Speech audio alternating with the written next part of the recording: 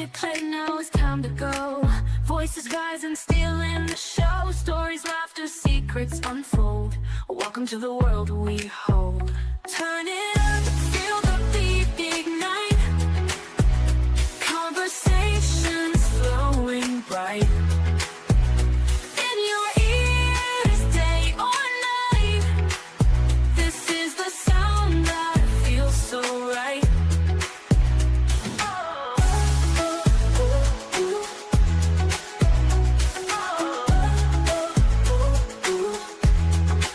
Mic is live, the stage is set.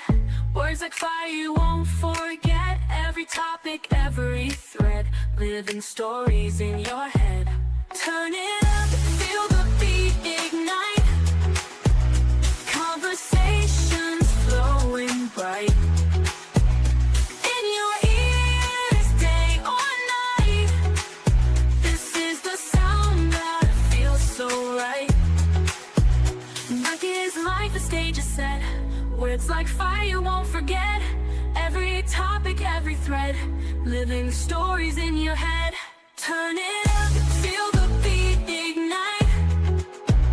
Conversations flowing bright. In your ears, day or night. This is the sound that feels so right. So grab a seat or hit the road. This journey's one we'll overload. Diving deep, let's take control. This podcast is your soul's console. Turn it up, feel the beat ignite. Conversations flowing bright. In your ears, day or night. This is the sound that feels so right. Oh.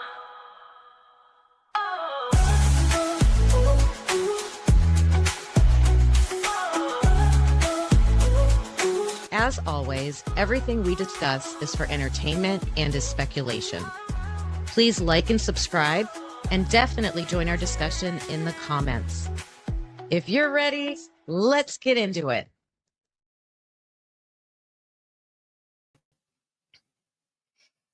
Hi, everybody. It's a surprise live. Make sure I'm unmuted. Oh, yes. All right. I saw that the sentencing hearing is happening for Diddy, so I want to share that, see what's going to happen. What do you guys think? Do you think he's going to get somewhere I saw like they were asking for 11, he might get 5. I don't know. I think he's not going to get a lot. That's just my opinion. All right, I'm pulling up the one I wanted to show. Let's see there. All right, Court TV is still showing another case. Let's see. What are you guys saying? Offie's first.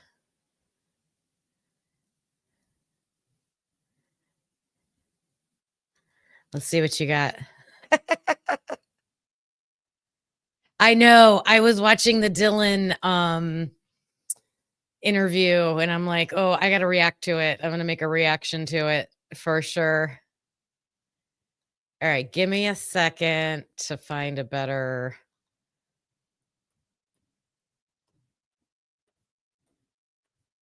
I know which one I want to watch, but I had it on my phone. Now I got to find it on my computer.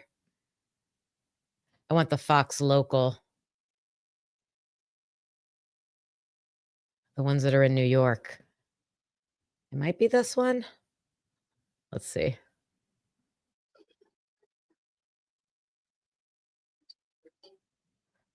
Oh, no, this is the, oh my gosh, something's going on in Congress. I want Fox New York. Where is Fox New York? Dallas.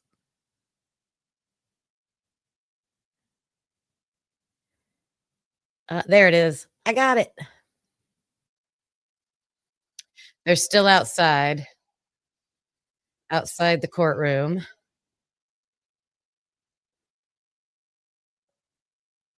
How you guys doing today?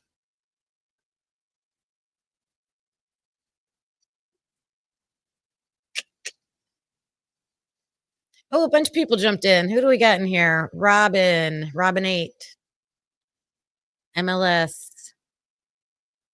He deserves general population MF. Yeah. Yeah, I don't know. I think he thinks he's probably getting out getting out today, but I don't think so. All right, here we go. A lot of people outside. Oh my gosh, there's Elmo. What does Elmo's sign say? I'm gonna make it bigger. Get that off. There we go. Can you guys see the Elmo? It's not. Off you do a sound check for me. Can you hear me okay?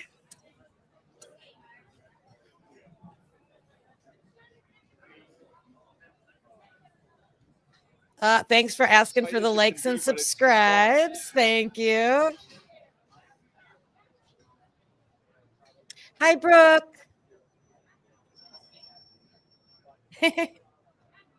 Toothache. Oh no.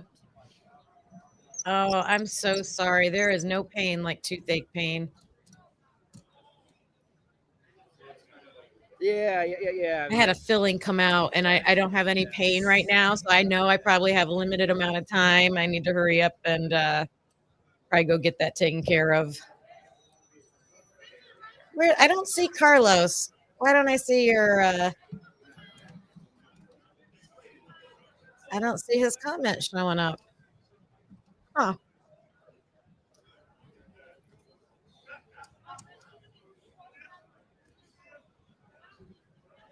Brooke, if they have a Red Cross toothache kit at Walgreens, if you have a Walgreens around you,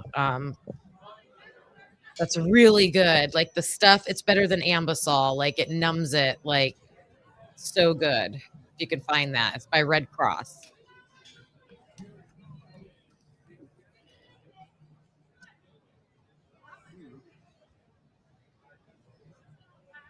I was in another live that was covering this for a minute, and they said that people are going to speak after the sentencing. So they must be doing that immediately after. That could be interesting.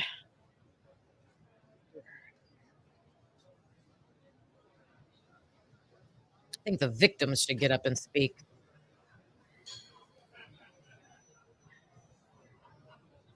I just feel with all the stuff that I've heard about threats and mysterious deaths, and I don't know if any of that entered into his trial. I watched bits and pieces of the trial.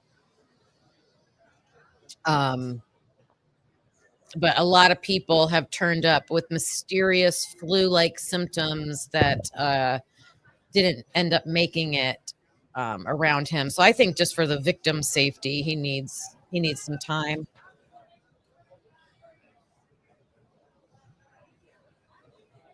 And I don't even think they heard from all the victims. Do you think they heard from all the victims?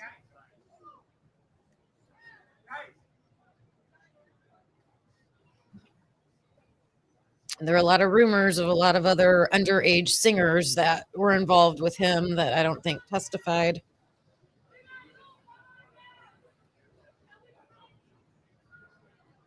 I wonder if it's a divided crowd there.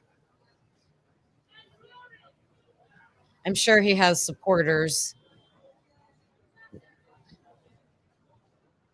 I heard one of his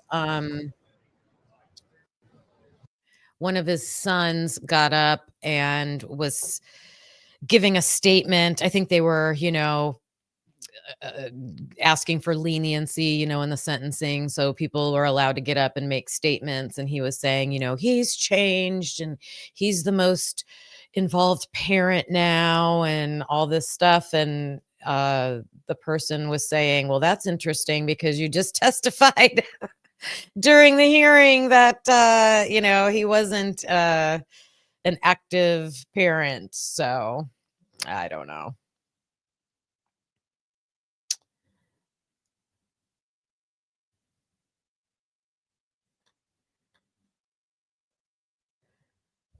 Oh, geez. I was reading your comment, Brooke. Yeah. Why don't we just listen, right? When our parents tell us something. I say that to my daughter all the time. I try not to. I try not to be that like, I told you so. But I'm like, could you just listen? Oh, I feel so bad for you. Hopefully you can get in. I know hopefully you got something scheduled. I know dentist's office will keep emergency appointments like usually at the end of the day. My daughter had to do that the other day. I just went to the doctor for my hand and it's dequervain, dequervain is what it's called. Dequervain syndrome, tenosynovitis or something. Just I injured my tendons. Uh we were looking at the MRI of my wrist and my hand, and they're supposed to when they're healthy, they're supposed to look real dark, and mine was all like white, grayish areas. I was like, oh geez. So I'm gonna be wearing this for a while. It's tough being one-handed, but I keep saying people have it worse. People have it worse. So I just gotta not use it and let it rest. So the word was they were going back into the courtroom at 2. Oh, but I guess they don't let anybody in there, do they? Maybe no cameras, but people are in there. I think that's the way it works. All right, let's people watch these people in the crowds. Let's see. So there's this Hulk Hogan looking guy standing right there in his flashy jacket and sunglasses. Looks like he's probably streaming or something.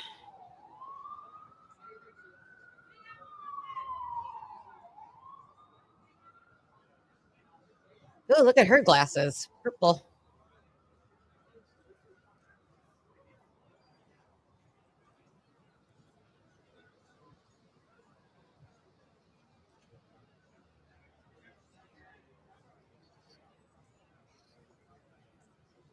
Not seeing anything interesting. We're waiting. I wonder if the crowd's going to erupt. How are they going to erupt?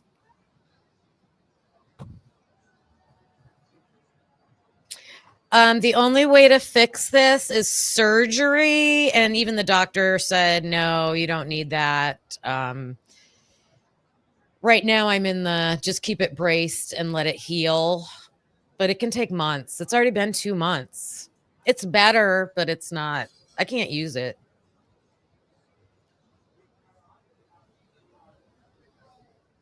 If that doesn't work, I got to get a steroid shot. Yikes. I know. I'm trying to see if there's like 2 divided. I thought I heard yelling. I'm trying to see if there's like 2 divided parts there, like where his supporters are and where, but everybody's just kind of milling around. So I wish they would pan out and show more of the area.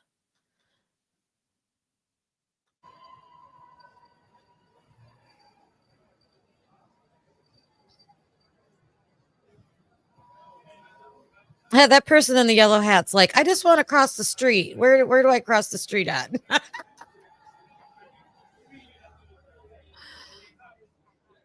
So they're showing the front door. So I wonder if, they're going to like burst the doors open and yell. What happened?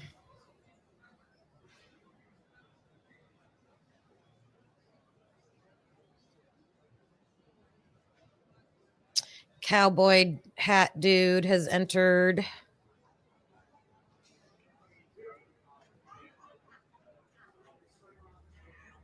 Looks like the younger people are walking past. I mean, there could just be people walking down the sidewalk.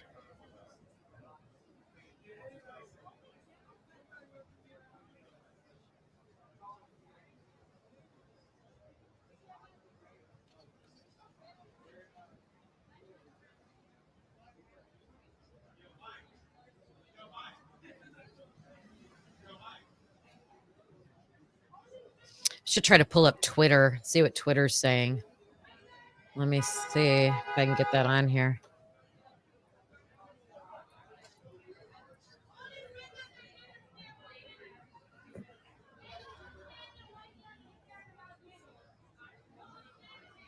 All right, let me get right in. Let's see.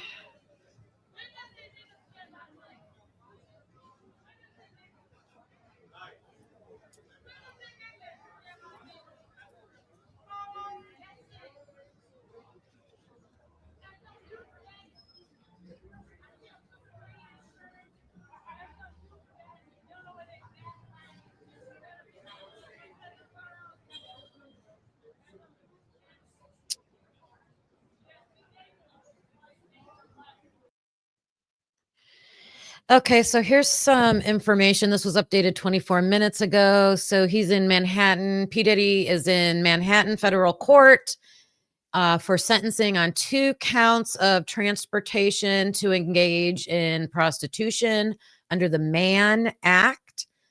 So he was acquitted of racketeering and sex trafficking charges. The prosecutors are asking more than 11 years in prison. So yeah, I was right about the 11 years. And their reasons were because of his history of violence, like I was talking about, and victim impact.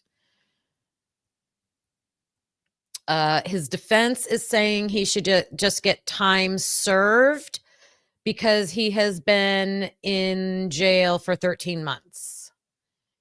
He also wrote a remorseful letter to the victims. Ooh, including Cassie. I wonder how she received that. I guess there's also a video showing his prison rehabilitation and philanthropy. So he's been doing philanthropy in prison. All right.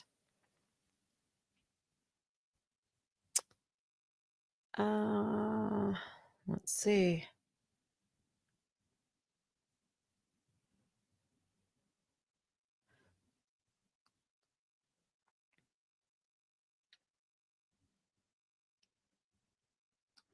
That one, 24 minutes ago, is the most recent one I see.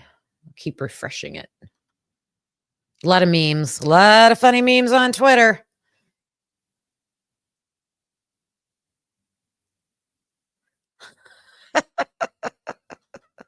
I can switch. All right, let me see what's going on.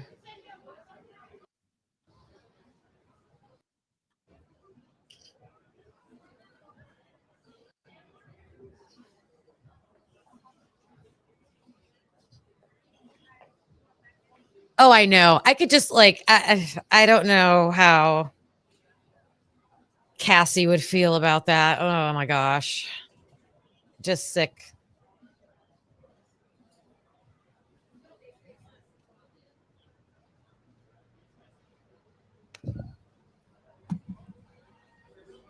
Oh, the 2 biggest offenses. Yeah, I know. I thought the racketeering should have been like a slam dunk. Like they literally had him paying off the parents. Like I don't know what else, what all they needed, but that's why I think he's not going to get a lot.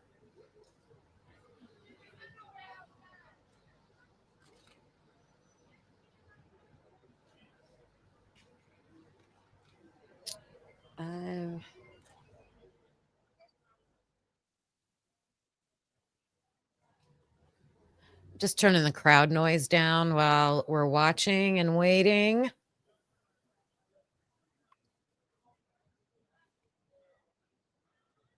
I get so mad, like, because I love his music, and I get so mad when there's an artist that, like, does horrible things or gets in trouble, and you're like, oh man, I don't want to support them anymore, but I love their music.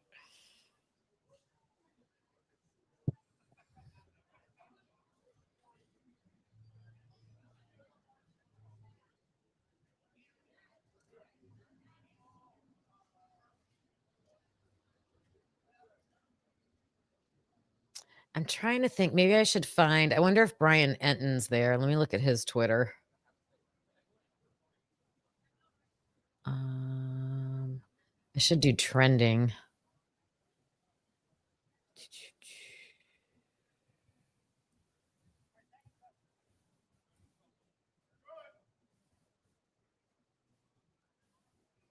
Oh, he should pop up.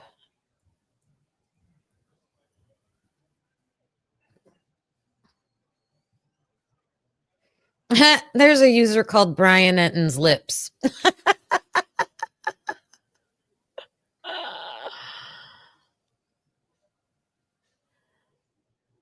Let's see. Let me see if you've posted anything. If not, I'll just go back to the main feed.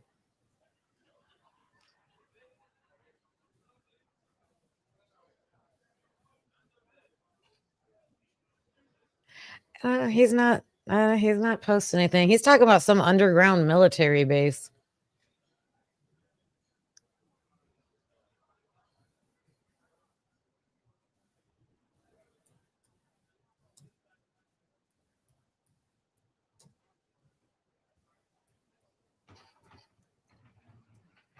Oh, do I hear something?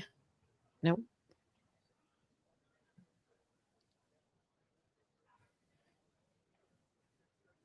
People are getting up on the polls.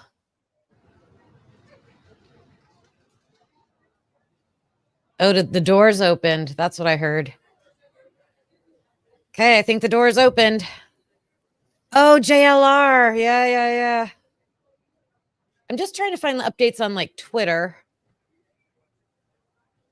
JLR's everywhere.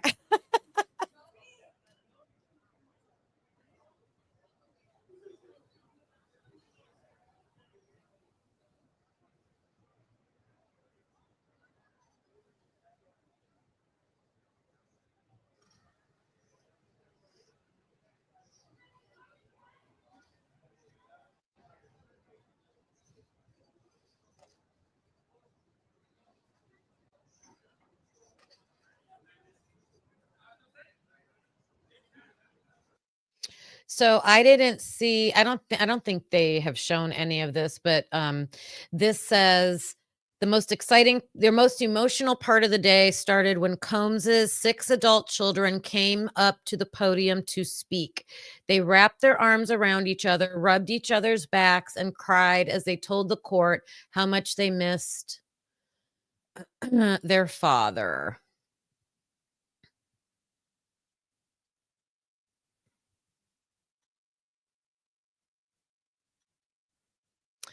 I don't want to share that yet. What will happen if do I got to copy that? How does that work? I copy it. I did say updates.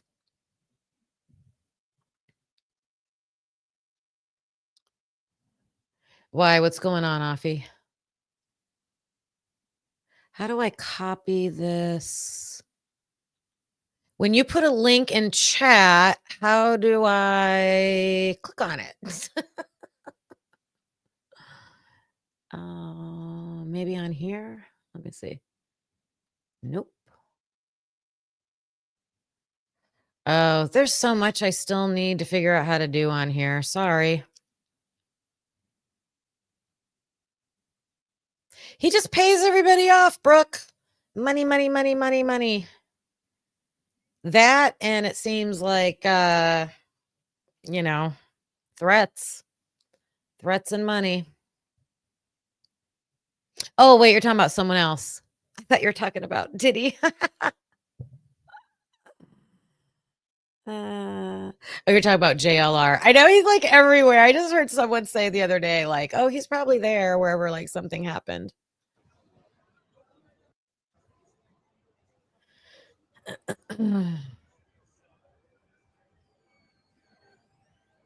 They're calling this the stakeout cam. We're on the New York City courthouse stakeout cam. This is a good one. This is a good one.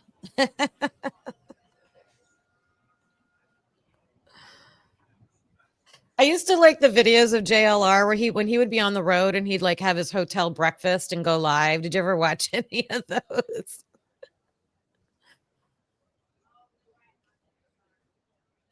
Offie, what was that link for? Are you still in here?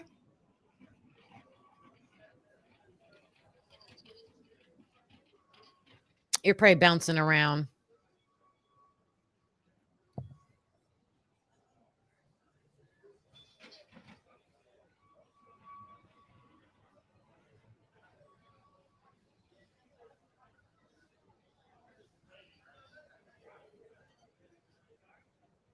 I'll be looking up a YouTube video how to play or how to click on a link in the chat when you're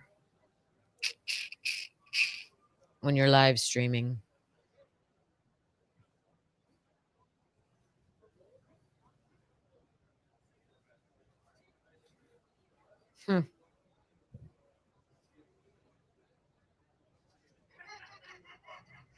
You probably can't. That's why people ask for it to be sent in their email, because I could open my email and open it.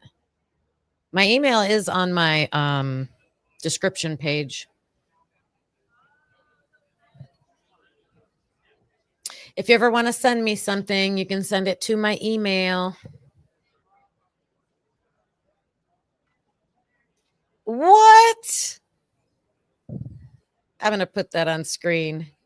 Did you check on the ice cream trucks in Ohio and Virginia with the missing kids? No, but I'm in Ohio, so I'm going to be all over that.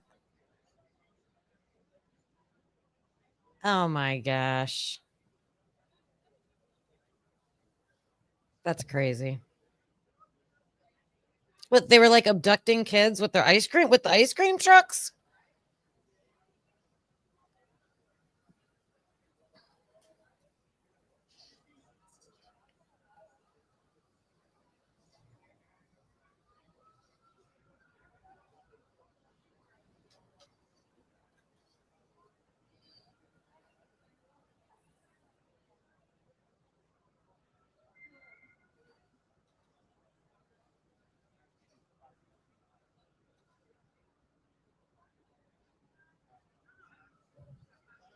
Ooh, I will check out all our local news stations about it too. Yeah. I'll get some information about that. Maybe that'll be next week's walk and talk.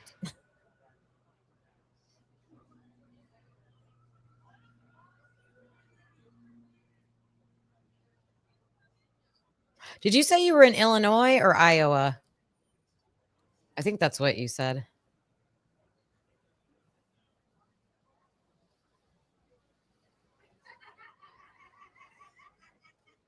Oh, I see movement at the door.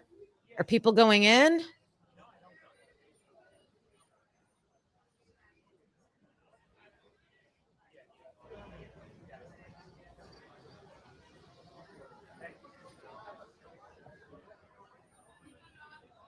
People are going in. Police are going up.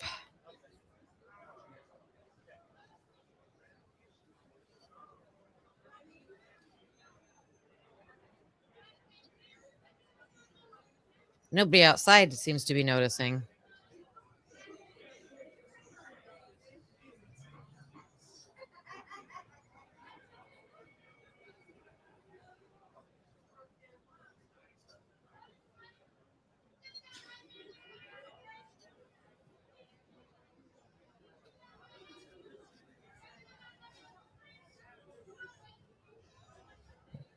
Oh, the Ravens. That's right.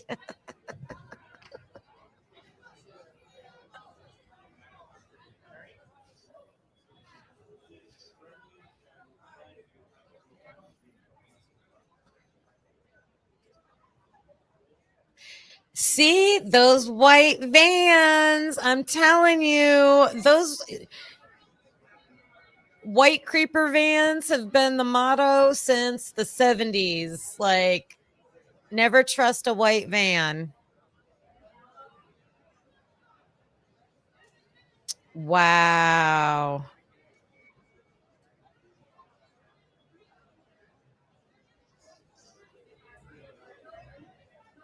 Young teen moms. Jesus. Wow.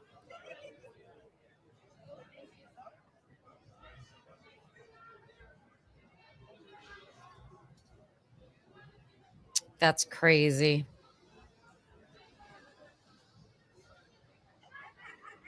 Okay. I have a typically unique TikTok too. You can if you follow me on there, you can share it with me.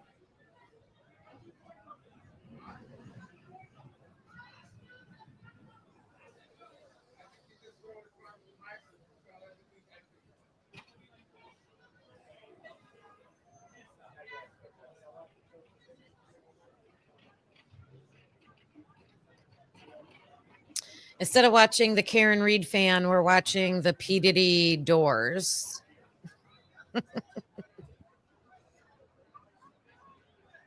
I started making some t-shirts with some of the sayings we always say about some of these cases, so I can't wait till I can share them.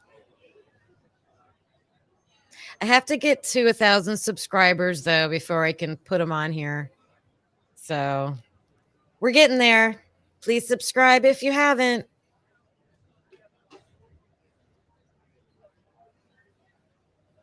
Carlos and I were talking about maybe doing a marathon live so we can just finish that goal. If we do that, though, we're going to talk about the Koberger case.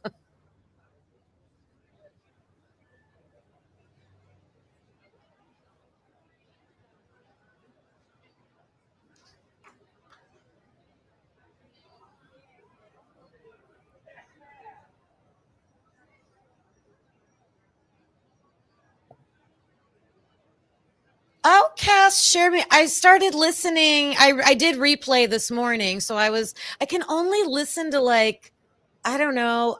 I'll be on for about a half hour with him, in the chat, talking to everybody, and then I go to bed and I usually have an AirPod in and I'll listen until I fall asleep, and then I'll wake up in the middle of the night and take the AirPod out. Such bad habits, such bad habits. But so then, I had fallen asleep. So then this morning I woke up and started replaying it. I haven't got to that part yet. Oh, that's awesome. That's awesome. I appreciate him. Thank you for telling me.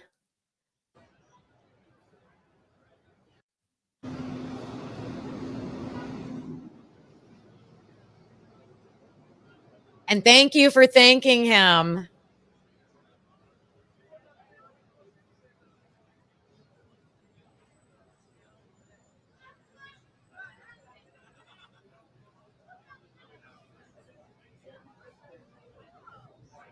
I see your harvesting comment. That's disturbing. I can't even begin to imagine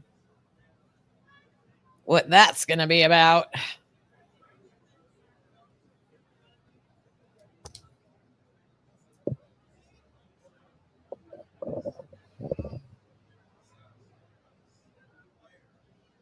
I had to get up so early this morning. I had to drive like an hour to get to my doctor appointment and then drive back. And then Carlos and I had another appointment to go to. And then I saw that the sentencing was hearing. So I was like, let me jump on.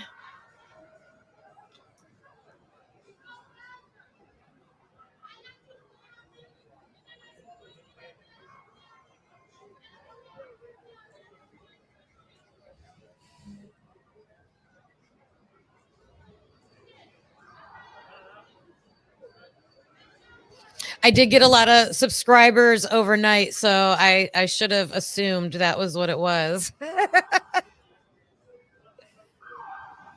think I got 20 people.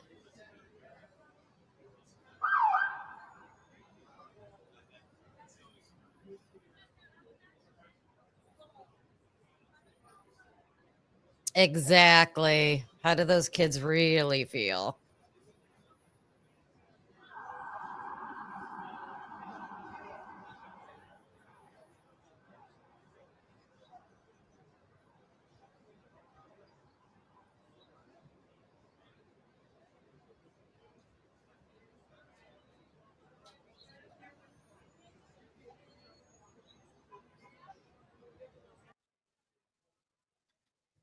We talk about that all the time on these different shows, when your loved one does something against the law, you can still love them. Like those kids, they love their dad, I'm sure, but not support the actions that, he's found guilty of.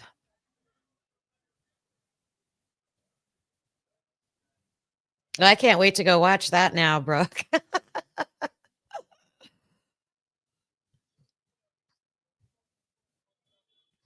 Did you see my short I made about the the redactions, all the what's going to be redacted on the documents and stuff? I was laughing about it, and I think I did it on my walk and talk. So I was walking and laughing, and someone was trying to roast me on TikTok, but I was defending myself.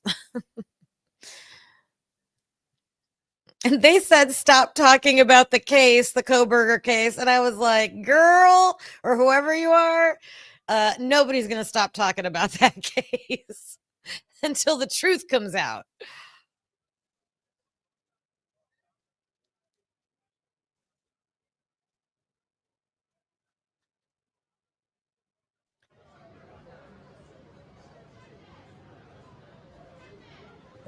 Someone's getting into position with a tripod. They don't look too official, though. Like, I don't see the official news cameras.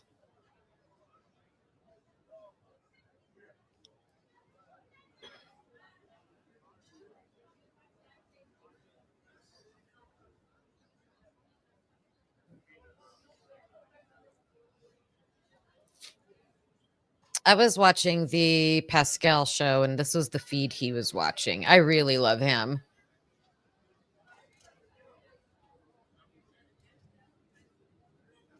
They're teasing us with the doors.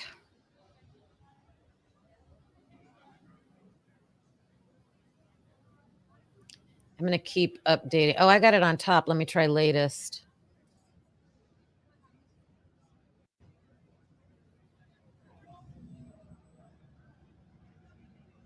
Nothing yet. These posts are from 1 minute ago. It's still underway.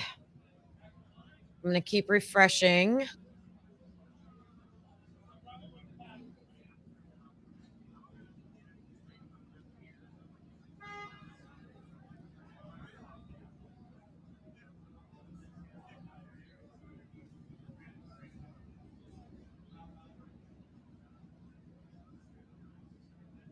I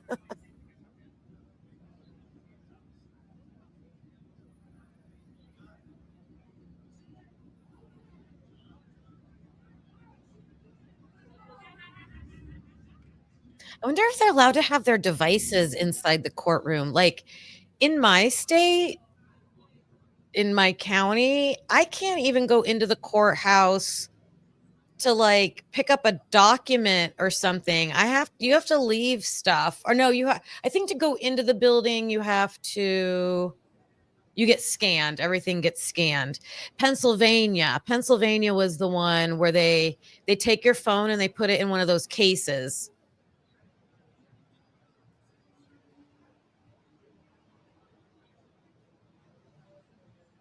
And you can't take your phone out of the case. No devices in the courtroom in Pennsylvania.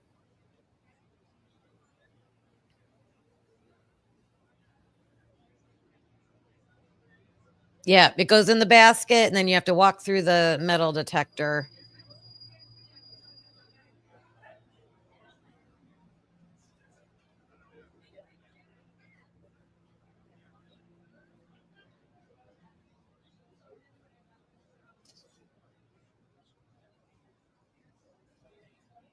I wonder what's taking so long.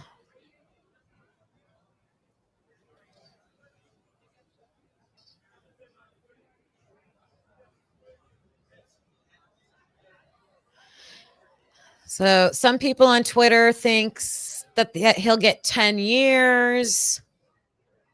I don't think he'll get that much.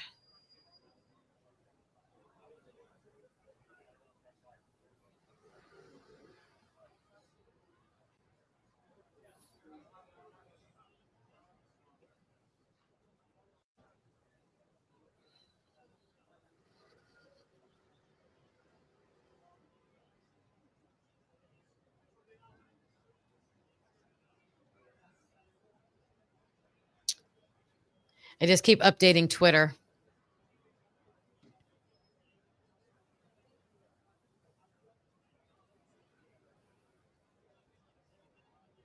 Yeah, I'm thinking like if they do 5 years but credit for time served, maybe something like that, then it would end up being, a little less than 4.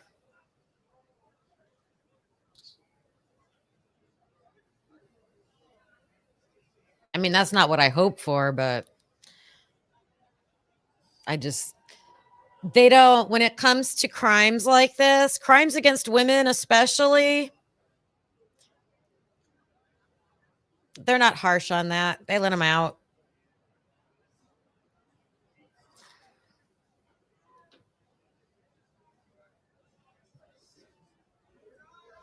Oh no. A white van just went by. Oh my gosh. Like I won't park next to them in a parking lot. If they park next to me, I'm like super like, "Oh my gosh, I don't want to go next to that thing."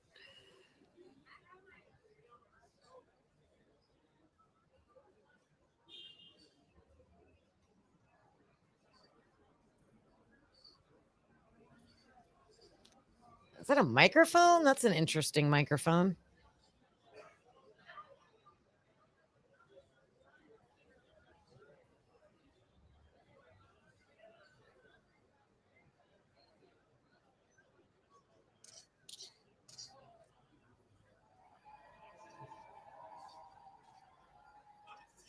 Uh-oh, I'm hearing noise. I'm hearing cheering.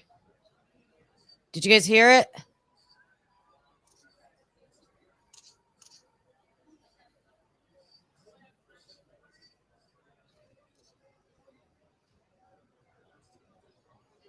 Or yelling? Let me see. Let me check Twitter.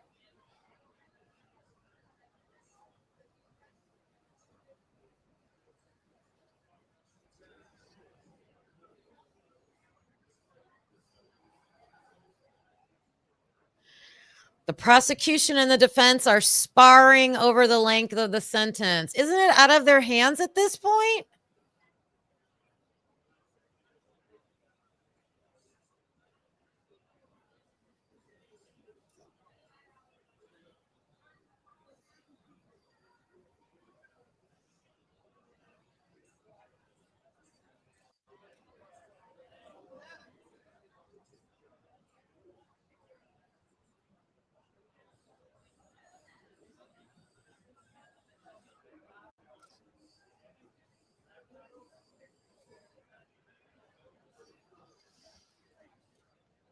I'm going to mute myself for a minute and I'm going to see if anybody else is doing some reporting. So I'm going to let this play, but I'm going to look for someone else doing reporting.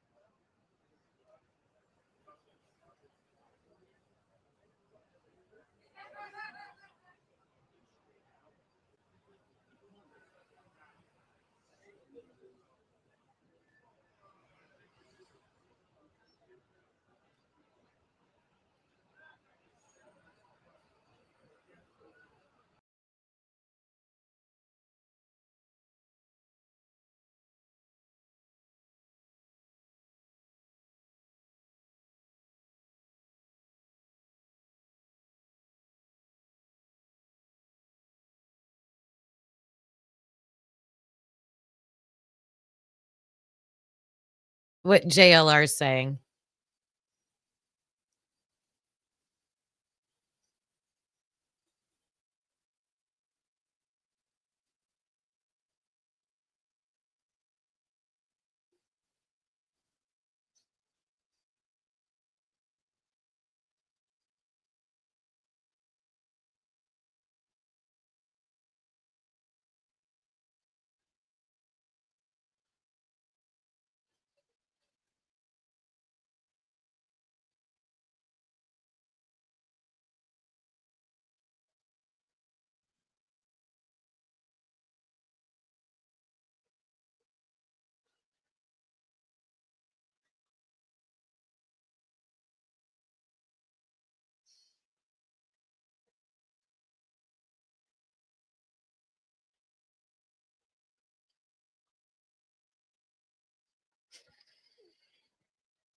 StreamYard.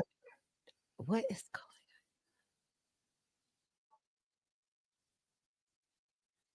on? What is going on? Leave. Where is my StreamYard tab? Oh my gosh.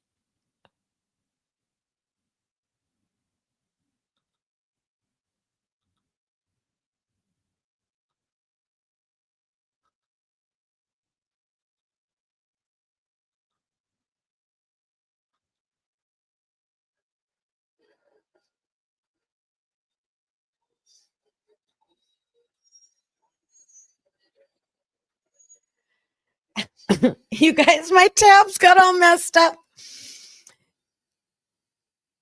I'm gonna let this. Okay. I'm gonna let this play and I'm gonna figure this out.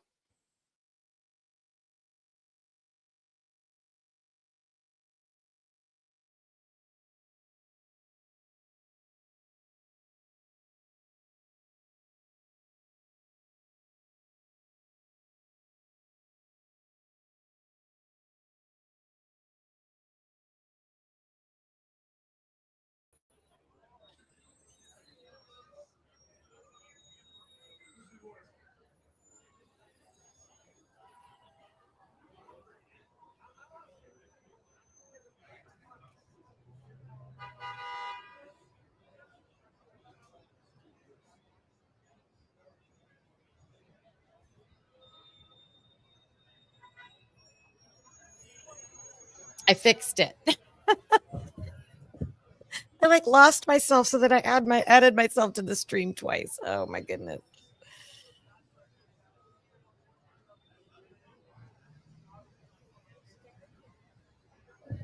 Just gonna hang out and wait.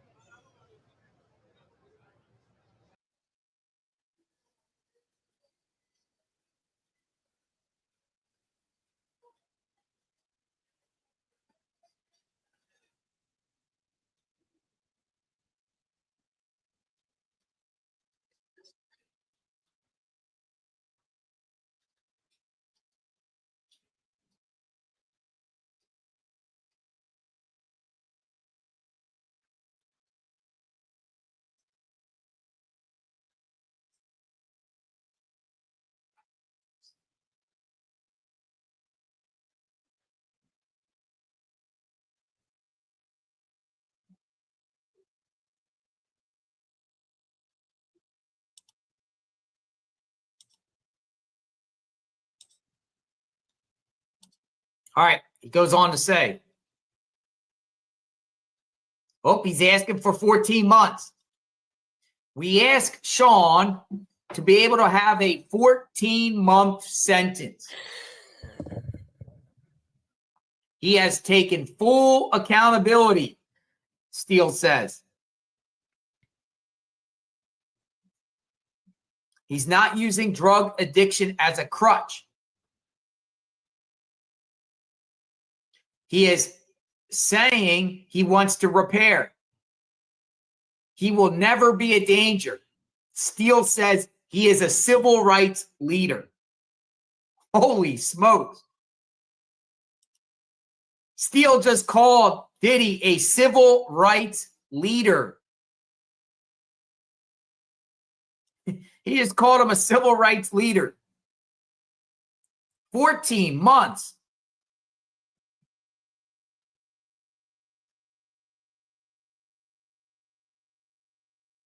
Hey, Lori, good to see you. So I paused JLR for a minute. So I'm watching the Twitter updates, and someone said that Sean Combs is sobbing in court. And some of the comments, were like, cry all you want, Diddy. Imagine what the victims went through and continue to go through. So I'm going to keep looking for the updates.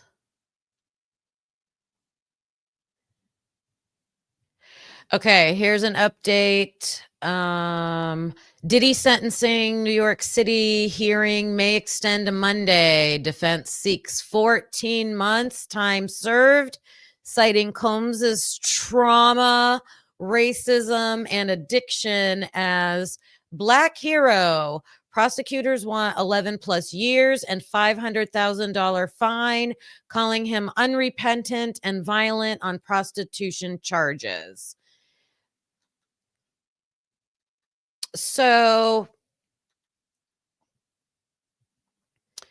it's I'm not understanding the process. Like, I would think the lawyers go up, they argue their positions, and then it's got to get turned. So they must still be in that process, going back and forth between the prosecution and the defense,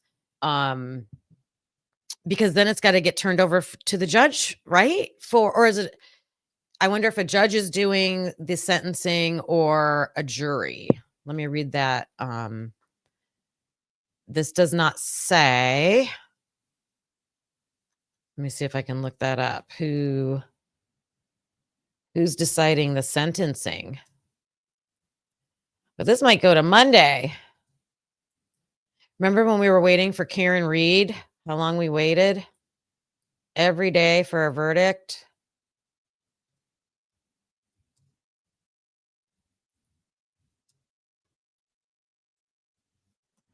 Let me see. I will pull this up just in case they come busting out the doors with something. We'll have it up and ready to go.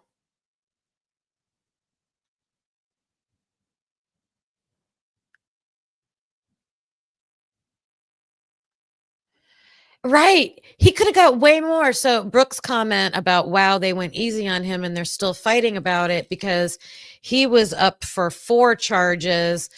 They acquitted him of 2 charges. The jury did. So they're just sentencing him for, and it's the 2 lesser sentences already that he's facing. So he's already had leniency. Great point, Brooke. Great point. I say he's had his leniency. Oh, you can't with this case. Yeah, I know. It's just, breaking news. So I wanted to hop on and cover this.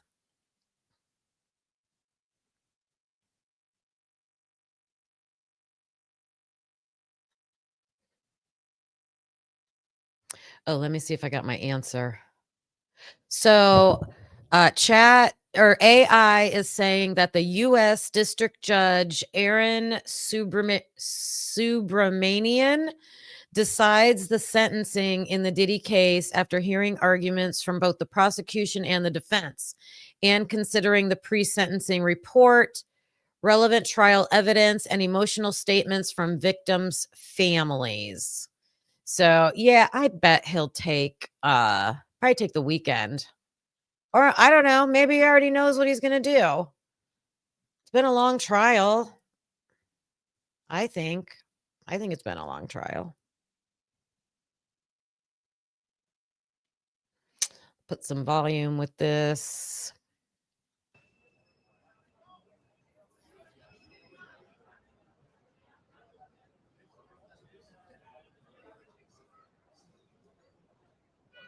So now the poll will be, are we going to get a sentence or we're going to get a sentence today?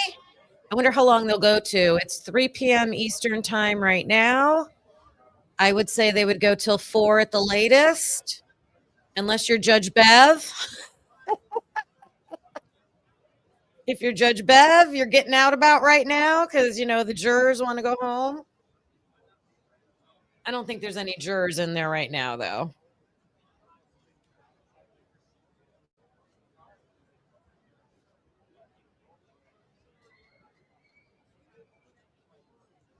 Nobody's even reporting anything on Twitter. There's really nothing to... I hear more yelling again. That's got to be coming from somewhere else. Something else going on in New York, probably protest or something.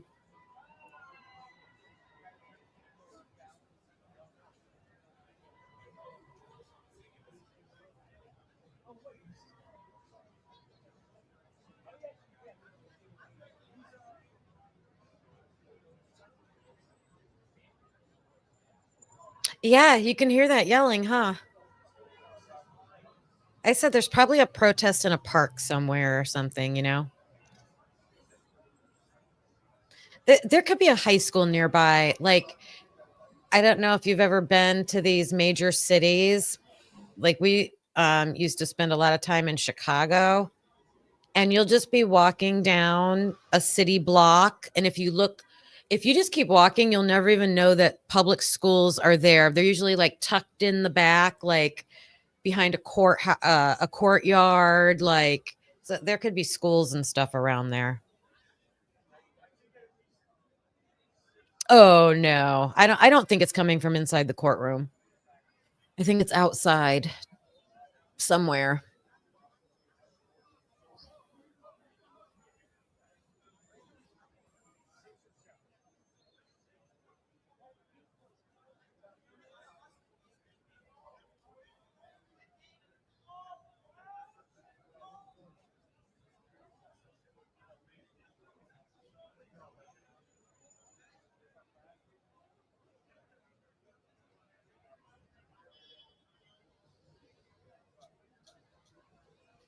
I wish they would like post what's going on in court.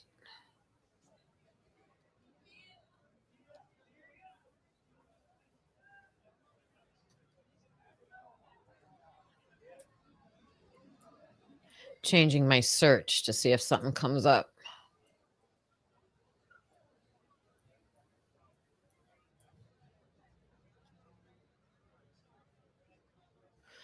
There's another tweet about him breaking down in court. Oh, boo-hoo.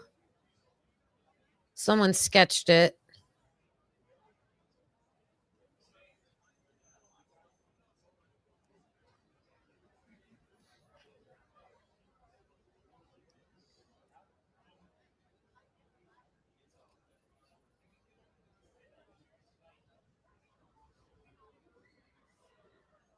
Hmm.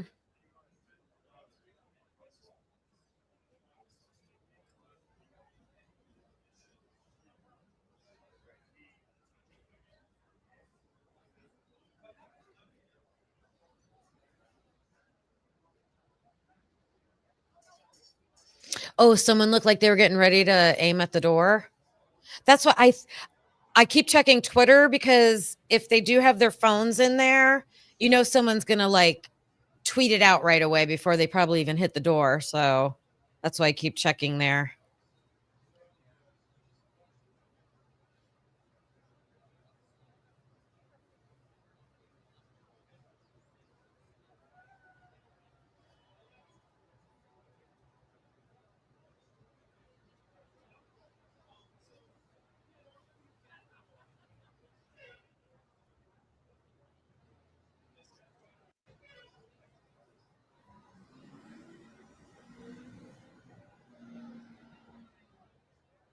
Oh, did you guys hear that I guess Diddy was already scheduling he's already scheduling events. Like he's scheduled to go speak somewhere in another state like next week,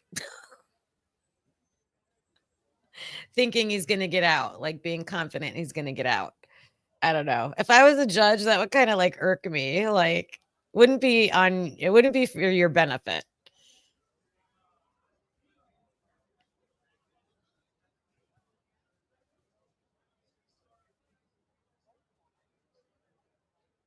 Oh, if people are starting to come out, let's see. Is she waving? Who is that? I don't know who that is, but I think she was waving. So that's what happened in the Karen Reed trials. People started coming out.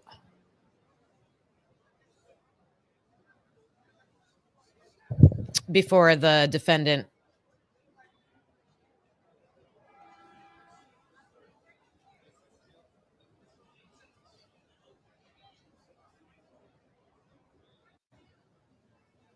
Oh, the advocate for the victims. Look, they're showing the sketch on the screen. They're going to show one with a big tissue, if they haven't already showed it.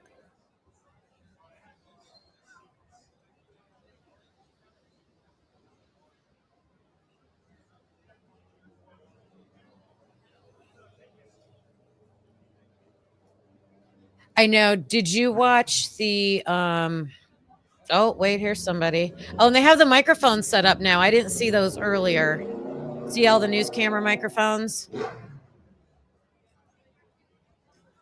Maybe it is happening today.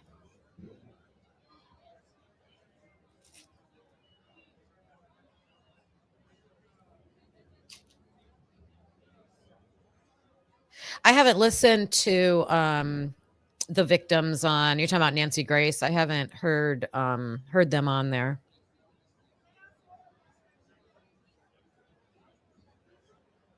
I was thinking about the Epstein victims that did their little own press conference. That's what I started thinking of as soon as I saw victims. But I'm like, nope, wrong case. All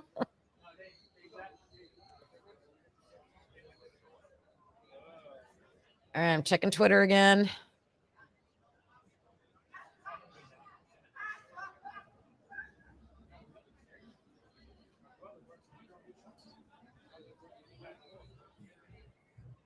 They're teasing us with their tweets.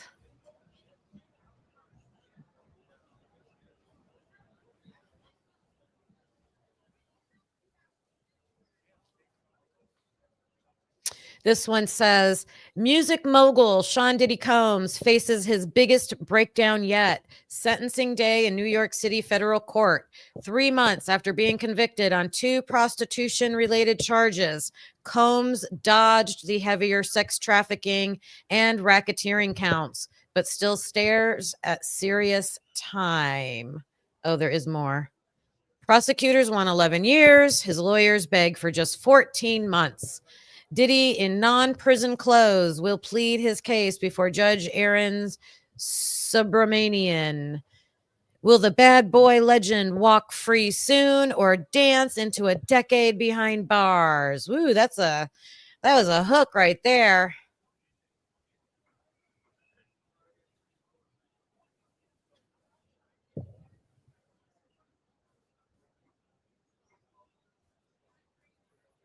They probably are all connected, Brooke, for sure. Like, duh, not duh to you, but, rich, powerful man doing those types of activities. Yeah, probably are. Oh, I should go to 50 Cent. Have you seen how 50 Cent just like roasts P. Diddy all the time? I should look at his Twitter.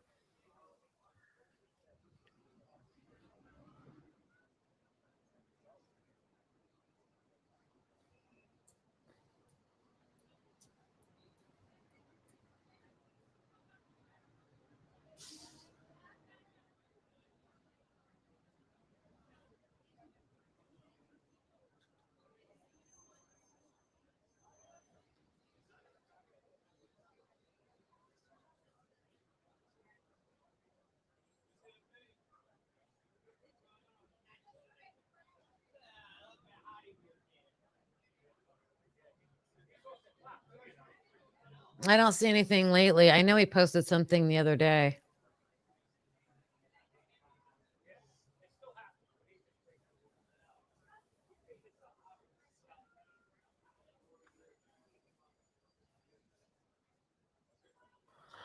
Nope, nothing by him.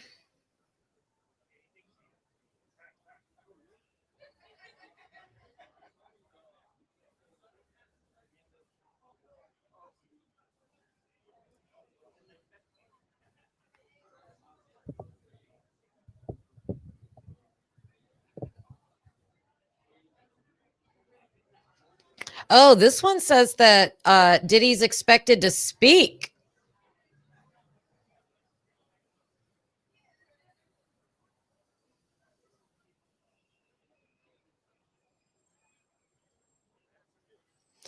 So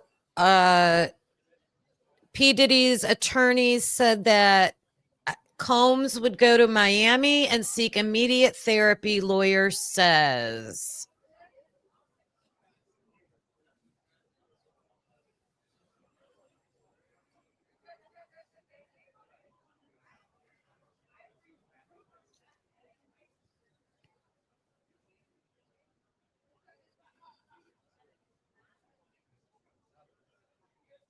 How much is 70 months? 6 years? No. Yeah, 72. I guess the guidelines say 70 to 87 months. So if the judge follows the guidelines, what's the math on that? Oh, not Kevin Hart. Yeah, I like him too.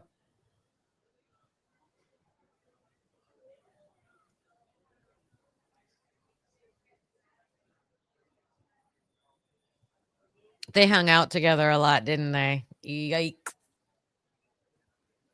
All right, let's do that math. 70 months.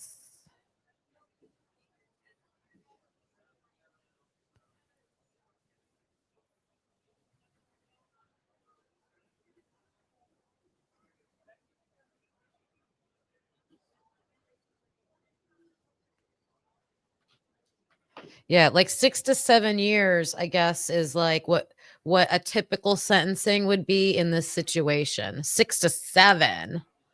So I think, yeah, he'll probably get, I mean, 5 would probably be more people coming out.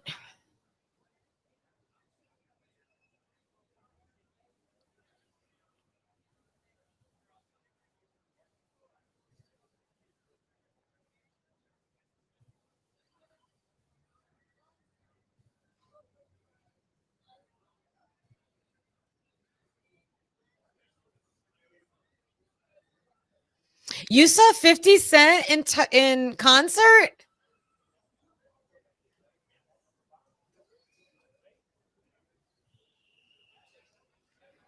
That's awesome.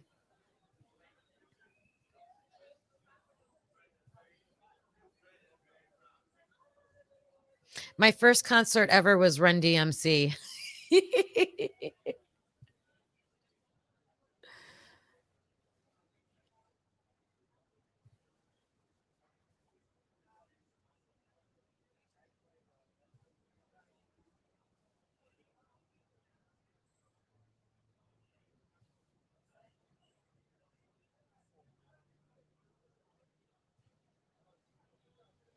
Yes, the two women. Oh, so youth. Oh, that makes sense, Brooke. So the victim impact statements are going on. And if you saw the advocate walk out, she gave her statement, left. Two women just walked out. They could be relatives. They could be friends of the victims, relatives of the victims. Maybe they are walking out after they speak. So that's good news. Maybe that means the attorneys are finished. The tweet I was looking at also said that Diddy himself is going to speak.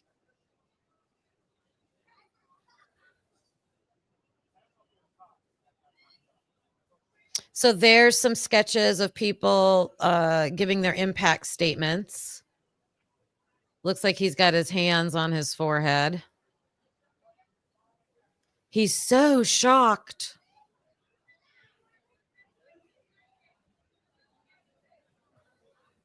Yeah, he'd be great. We love his music over here.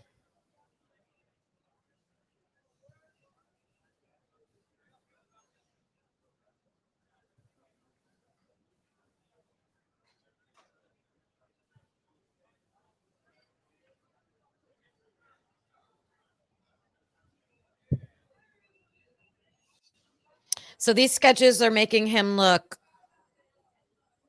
bored, crying, or what's that? Concerned, worried. I think worried. His hands on his forehead, like, oh my gosh.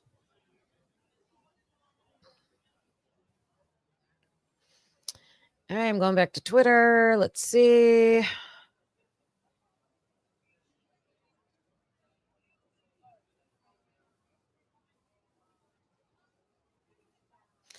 Okay, here's another quick little update. Just gonna turn that down a little bit. So, Diddy sentencing, defense claims he was almost shanked in prison and pleads for his release.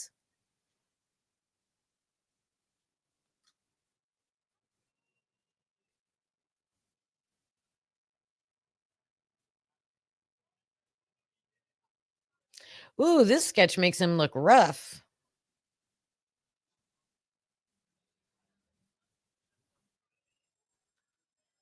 Oops. Some volume. All right. Yes, defeated. That's a good word. Defeated.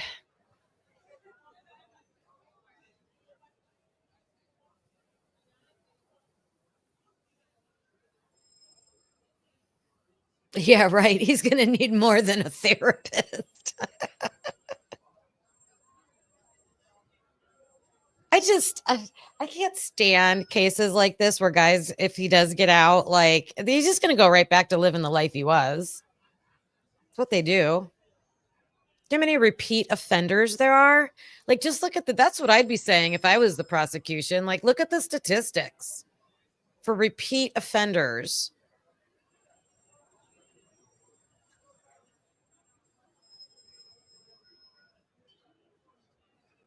Well, for sure he's defeated because I think he's an egomaniac at the very least, right? Because he's powerful, he's got tons of money, everybody says yes to him. He just gets his way. I just think that happens to a lot of rich, powerful people. They just start getting their way all the time because nobody wants to say no to them.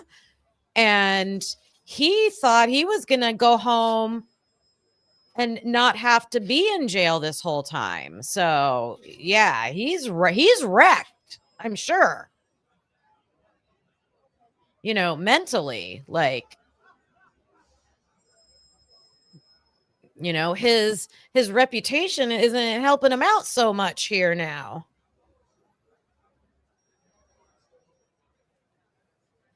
Or his, fame and fortune, I should say, is not helping him out so much now.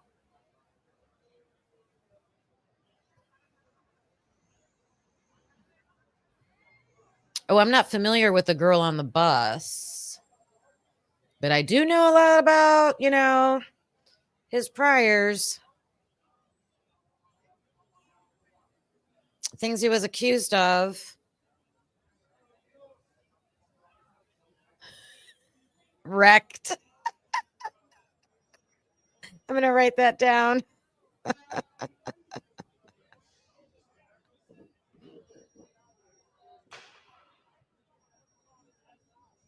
just wrote it down. I was on a live one time. Oh my gosh. It was probably 2 years ago now. It was the Evil CJ show. And we were just, there were so many sayings at that time. We were coming up with like nicknames of everybody in the Grub Truck video, I think. And we just started coming up with so many funny sayings. And we did have a whole list, like this big long list. And I don't know what happened to it. I don't have it anymore.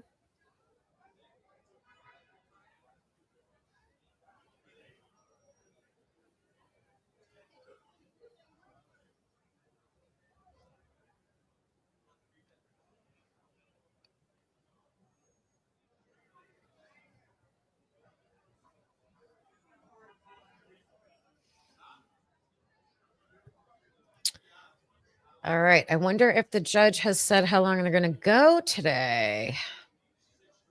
Here, I thought I was going to go out and mow my lawn. uh,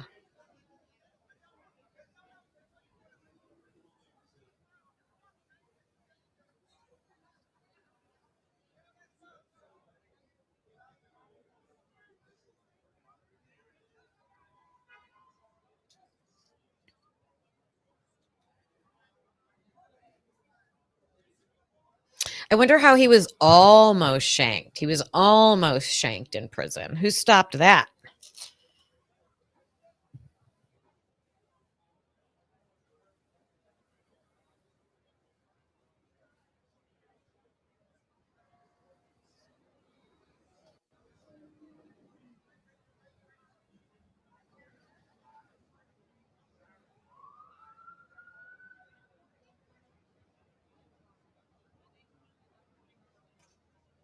I tried looking for CJ and I didn't see anything posted for like the last 3 weeks, but I do know he was trying to do more on Twitch. So I wonder if he's over on Twitch now all the time. I just always forget to go over there. Like I don't ever use that. Mowing. I hope I get to mow before dark. I don't know. What's one more day? The past couple days, I'm like, oh, I'll do it tomorrow. Oh, I'll do it tomorrow.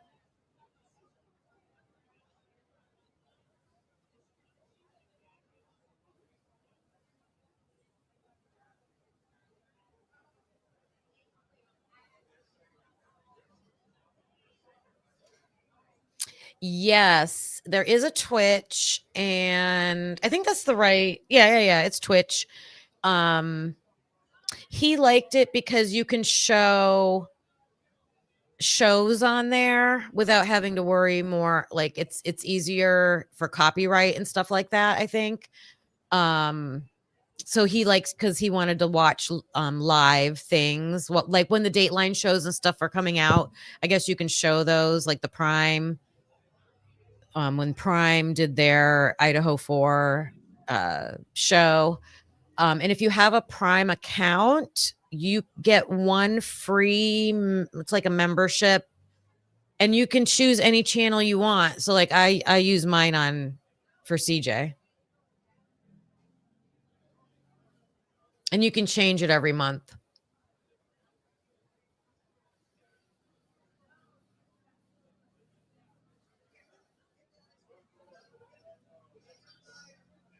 I know I reached out to him to make sure everything was okay. I haven't heard back.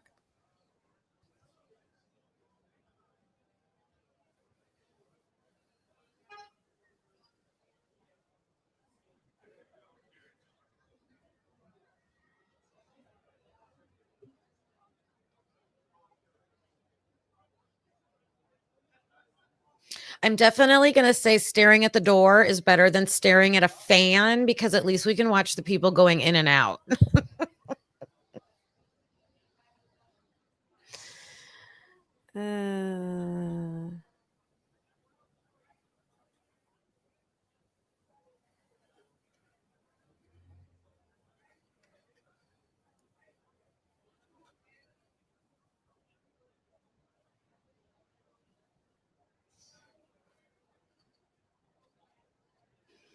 Oh my, some of the comments on Twitter are harsh.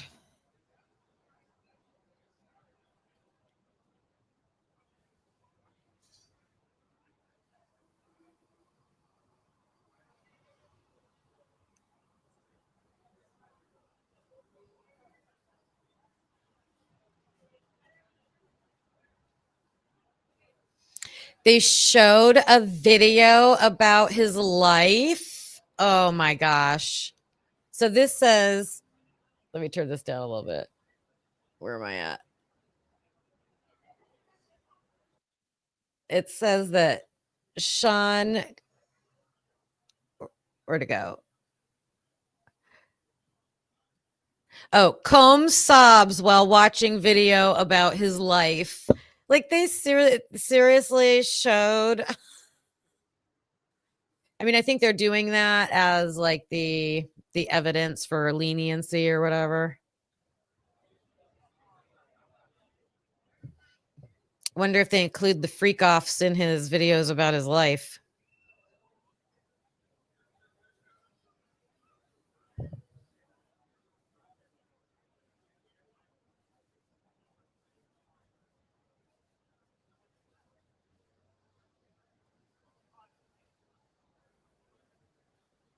Oh, Biggie was like my favorite rapper. I love his music. I still love his music. I just wish he would have had a chance to make more. I liked his vibe.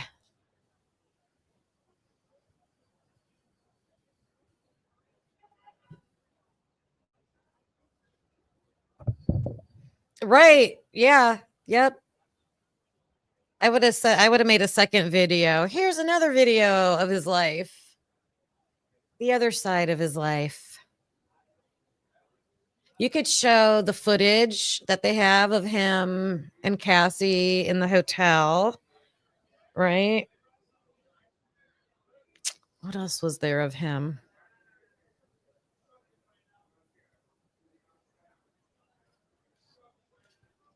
I think Biggie and Kim Porter for sure.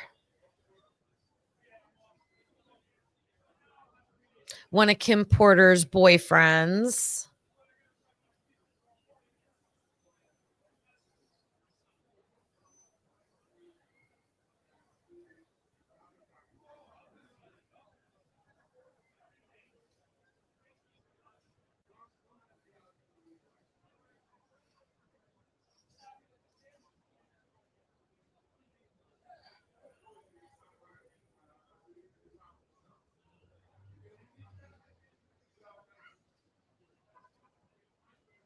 Are these people going in to speak, do you think? Like they have like times, maybe? They're probably getting a message. You can come in now.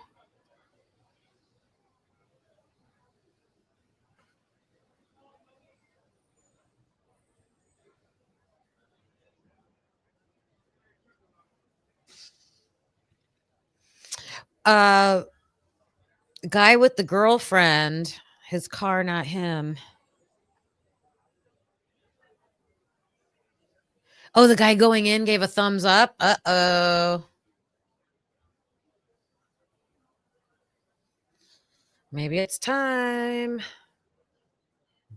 Checking Twitter again.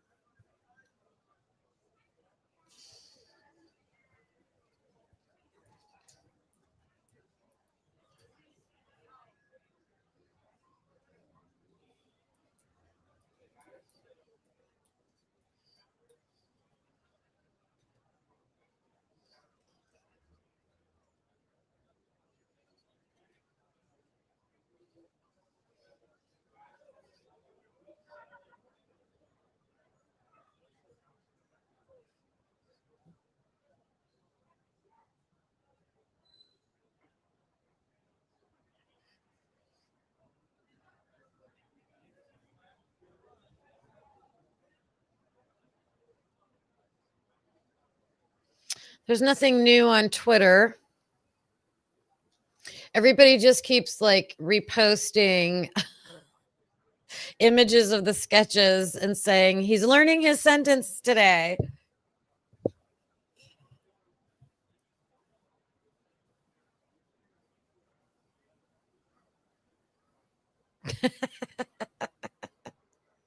It sounded like a Diddy. That could be another t-shirt.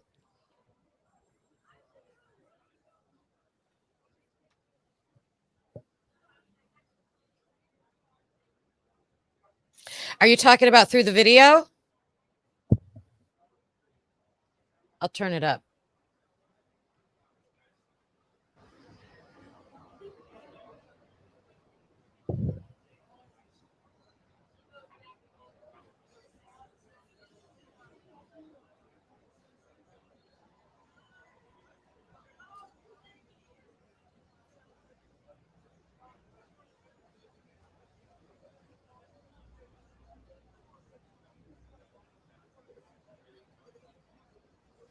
I can still hear the cheering, but it's New York City. There's other stuff going on.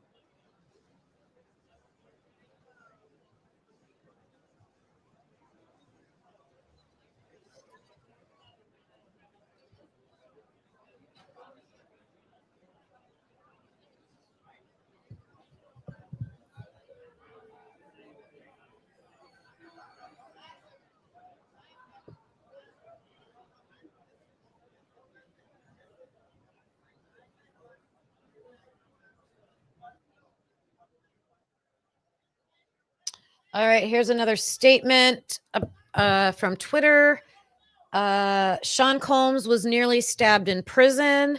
Lawyer tells judge in push for release that disgraced music titan 55 is likely facing 5 to 7 years in prison on 2 counts of transportation to engage in prostitution.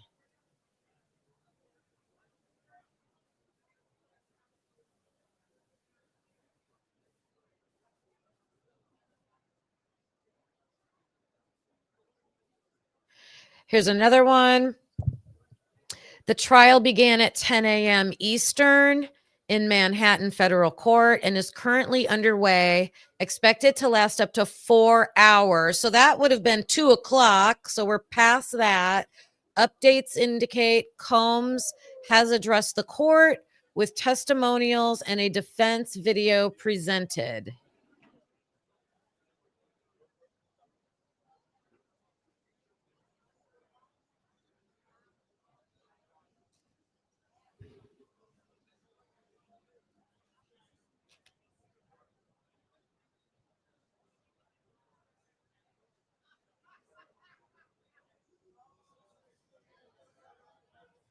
And we wait. All right, I'm guessing 25 more minutes and then they'll call it for the weekend. What do you think? How late do you think they'll go? I think I'm only going to last till 4. Or I'll leave the light live on and like walk around with my phone. And then if they come out, I will run back to my computer. A lot of impact statements. And I think a lot of arguing between the prosecution and the defense. From what I can see on Twitter, I think they just started. Well, I don't know. I can't say. I think the prosecution and defense went back and forth for a long time. And I do think that there's 6 kids. I wonder if they each said something. Plus all of the victims.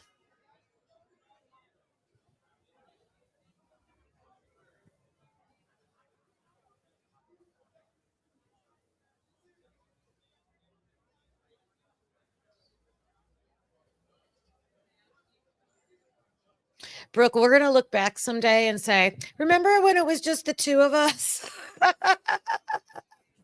talking to each other in our lives? Remember when?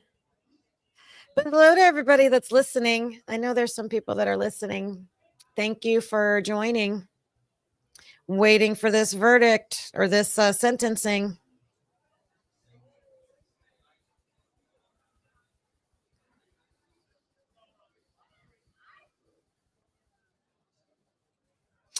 I should put a title, As the Door Spins. Watching the Doors of Justice.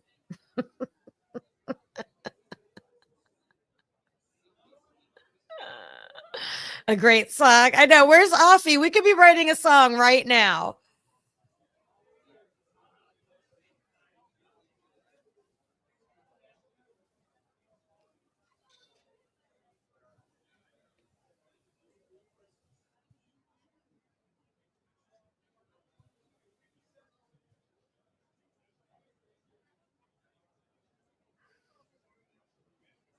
I'm by the front window of my house watching the cars go by. They're doing that construction that I showed on my walk and talk. Whoops. They're replacing all of the hydrants, and they are literally at the end of my road, not my driveway, my road, to turn out onto the main road. And I was trying to come home today and it was like completely blocked off. I'm like, are you guys, like, I need to get in there. Are you gonna let me in? They had to move the trucks just for me out of the way so I could get back to my house. But they did it. I was watching everybody's coming home now from work. We could play Guess Who's Coming Out the Doors, although I don't know everybody. Seems like you know people, Brooke. Recognize anybody?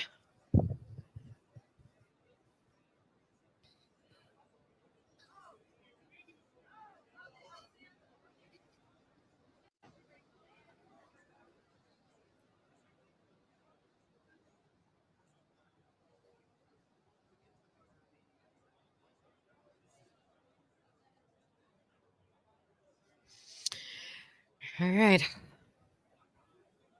Hopefully it'll be in about 20 minutes.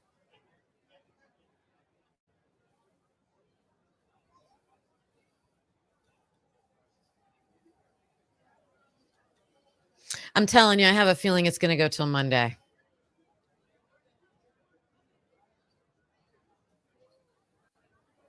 Oh, wait a minute. There's a letter. Let me read the letter. Here we go. All right. I got some tea. You ready? Here's some tea. Where'd it go? Here it is. Okay. This is the letter that P. Diddy wrote to the judge before his sentencing, ahead of today, ahead of his sentencing. Dear Judge Subramanian, I hope this letter finds you well and in good faith and spirits. Thank you for the opportunity to express my thoughts to you. First and foremost, I want to apologize and say how sincerely sorry I am for all the hurt and pain that I have caused others by my conduct. I take full responsibility and accountability for my past wrongs. This has been the hardest 2 years of my life, and I have no one to blame for my current reality and situation but myself. In my life, I have made many mistakes, but I am no longer running from them. I am so sorry from the hurt that I caused, but I understand that the mere words, I'm sorry, will never be good enough, as these words alone cannot erase the pain from the past. All right, I'm going to keep checking back here. I don't want it to be completely silent. Let's see. I'm going to do that. All right, that was the first paragraph. Over the past 13 months, I have had to look in the mirror like never before. My pain became my teacher. My sadness was my motivator. I have to admit, my downfall was rooted in my selfishness. The scene and images of me assaulting Cassie play over and over in my head daily. I literally lost my mind. I was dead wrong for putting my hands on the woman that I loved. I'm sorry for that and always will be. My domestic violence will always be a heavy burden that I will have to forever carry. The remorse, the sorrow, the regret, the disappointment, the shame. I honestly feel sorry for something that I couldn't forgive someone else for. If they put their hands on one of my daughters, this is why it's so hard for me to forgive myself. It's like a deep wound that leaves an ugly scar. Your Honor, I thought I was providing for Jane concerning her and her child, but after hearing her testimony, I realized that I hurt her. For this, I am deeply sorry. I lost my way. I got lost in my journey, lost in the drugs and the excess. My downfall was rooted in my selfishness. I have been humbled and broken to my core. Jail is designed to break you mentally, physically, and spiritually. Over the past years, there have been so many times that I wanted to give up. There have been some days I thought I would be better off dead. The old me died in jail, and a new version of me was reborn. Prison will change you or kill you. I choose to live. Okay, this is 4 pages. That was 1 page. Oh, 3.5 pages. All right, let me go back over here, see what's going on. Nothing yet. Anything in the chat?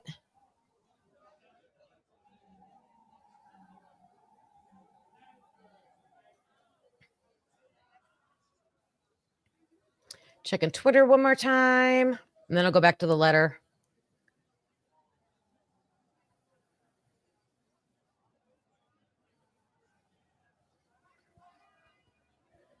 All right, nothing there. Back to the letter. Every day since my incarceration, as difficult as my circumstances currently are, I have made the best of my time by reading books, writing, working out, or in therapy, obtaining the tools and knowledge to deal with my past drug abuse and anger issues. I have been putting in the work and working diligently to become the best version of myself to ensure that I never make the same mistakes again.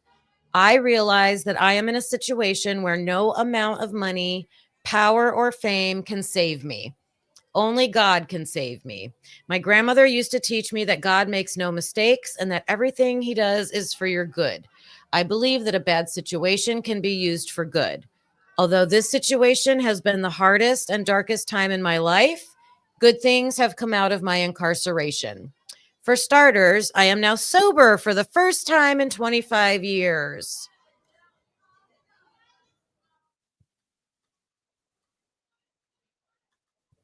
I have been trying my best to deal with my drug abuse and anger issues and take accountability, as well as positive steps toward healing. One of the most beautiful things I have experienced is being asked by my fellow inmates to teach and mentor them. They wanted to learn what I did to become a successful businessman. I was inspired by their hunger and desire to learn information in order to not only set goals, but achieve any goal or dream that their hearts desire. I started teaching a 6-week program called Free Game, title given by my fellow inmates, which I was able to have approved and sanctioned by the Bureau of Prisons. I don't just teach about my success, I also teach about my mistakes and failures. It has truly been a blessing to do something positive in a negative situation. It has been beautiful to see the newfound hope in my fellow inmates' eyes. The most shocking thing was to see the unity and the peace this class has produced. As you are probably aware, jails and prisons are segregated places. However, in our class, we have Black, Spanish, white, and Asian all together in one room, learning and working together. We even have an interpreter for the Spanish-speaking inmates. The biggest miracle that I've seen with this case is all the gangs, such as Bloods, Crips, MS-13s, Trinitarios, and 18th Streets, in one room working together. I'm also proud to say that since this class started, there have been no fights in our unit. This class has also helped me in my time of need and despair. Being able to do something good for others has also given me much needed hope. God bless me with the opportunity to help others, and I will continue to do so. I ask you for mercy today, not only for my sake, but for the sake of my children. God bless me with 7 beautiful children, 3 sons and 4 daughters. Their names are Quincy, Justin, Christian, Chance, Jesse, Delia, and the newest addition, a 2-year-old daughter. Wow, I didn't know about that. Love. Her name's Love. 4 of my children lost their mother. Kim Porter, as she tragically passed away in 2018. I am their only parent. I have failed my children as a father. My father was murdered when I was 3 years old, so I know firsthand what it is to not have a father. More than anything, I just want the opportunity to return home and be the father that they need and deserve. God also blessed me with the greatest mother in the world. My mother sacrificed her life and dreams to provide for me and my younger sister, Keisha. She worked 3 jobs to make sure we had a roof over our heads, clothes on our backs, and the best education. My mother is now 84 years old, and she recently had brain surgery. Despite her own health challenges, she attended my trial every day. I have always been her primary caregiver. It breaks my heart that I put myself in this situation, and for the first time, I am unable to be there for my mother when she needs me most. As I write you this letter, I am scared to death, scared to spend another second away from my mother and my children. I no longer care about the money or the fame. There is nothing more important to me than my family. Checking to make sure the door is still there. I understand that one factor the court has to consider is deterrence. Deterrence for me and for others to ensure that no one follows in my footsteps and makes the same mistakes. What? Isn't it that for him not to make the same mistake? It says for me. He should just say me, not others. For over a year, I have been locked in one room with 25 other incarcerated people, sharing the same one room. In this room that I share, there are no windows, there is no natural clean air, there is no sunlight, and we all live in one room. We eat, sleep, use the toilet, take showers, and prepare meals all in the same room. The conditions that my actions have placed me in are inhumane. I don't tell you this for pity or sympathy. I'm simply sharing my truth and the truth of my fellow incarcerated people. We have no clean drinking water, and we boil our drinking water. We all share one washing machine, which is broken. I'm surrounded by drugs and live every day with the constant threat of being stabbed or losing my life. Again, I'm not expecting pity or sympathy. Do I hear something? Oh, someone's at the microphone. I knew I heard something. They're making adjustments.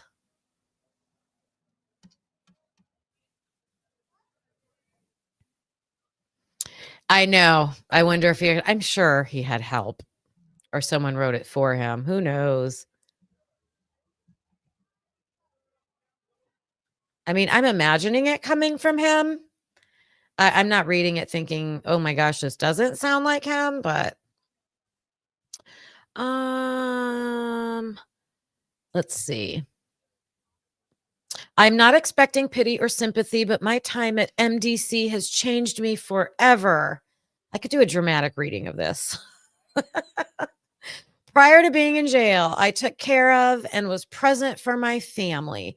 Being in jail and because of my conduct, I lost the ability to care for my mother. I lost the ability to effectively raise and support my children. I have missed my 3 daughters' proms and graduations.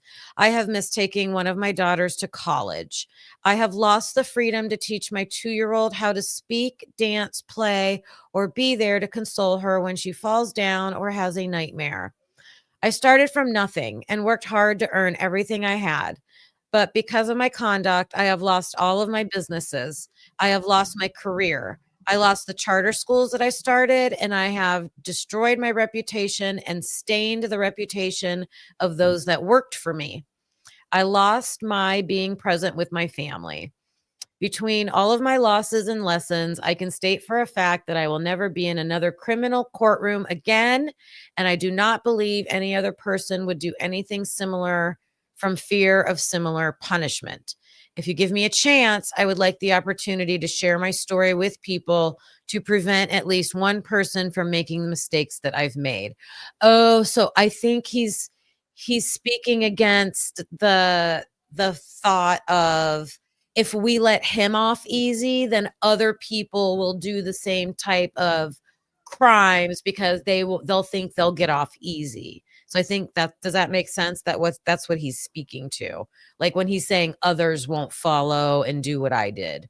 Deterrence. So we have to give P. Diddy a harsh sentence to deter everyone from doing this. I hope the judge is thinking that way because I agree with it. Um,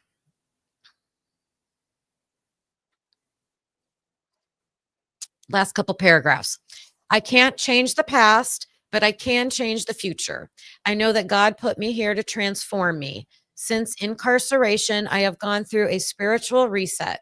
I'm on a journey that will take time and hard work.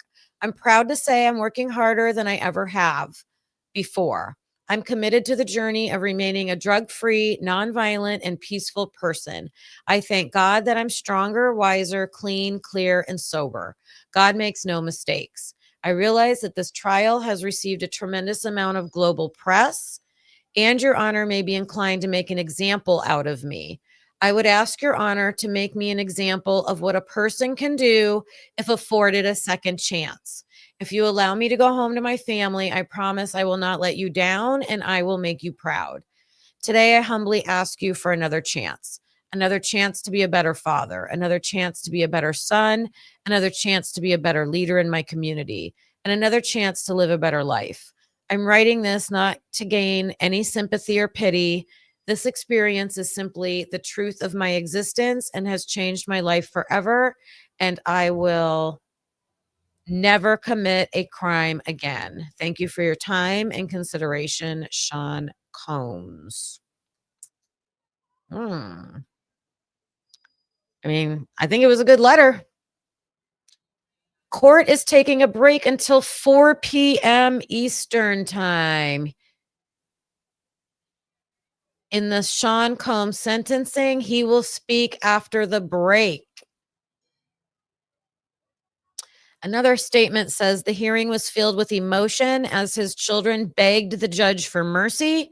What are your thoughts on this situation?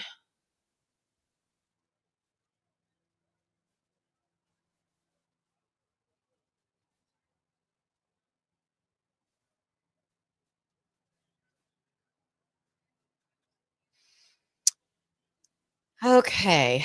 3 people are listening. I am gonna put a banner up that says I'm gonna be right back because they're taking a break. Where can I put one here?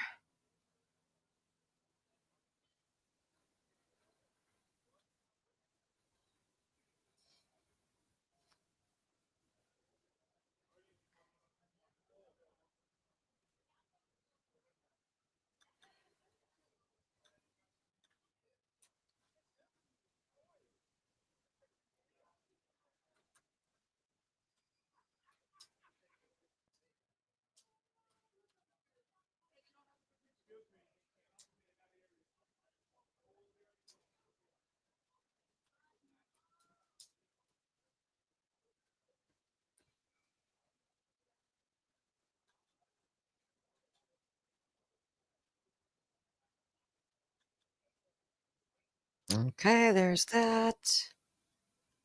Turn the volume up.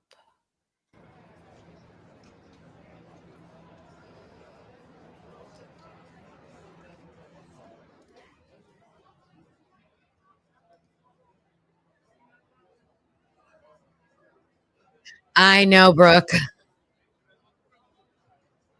I mean, it does. I'm an empathetic person, so it does like tug at me, but man, I don't know. I don't know. Okay, I'm gonna jump down real quick. Go get a drink, a snack. Looks like we're going to be here for a little while. I'm going to do the same, and I'll be right back because they said they were taking a break till 4. So we got about 5 minutes.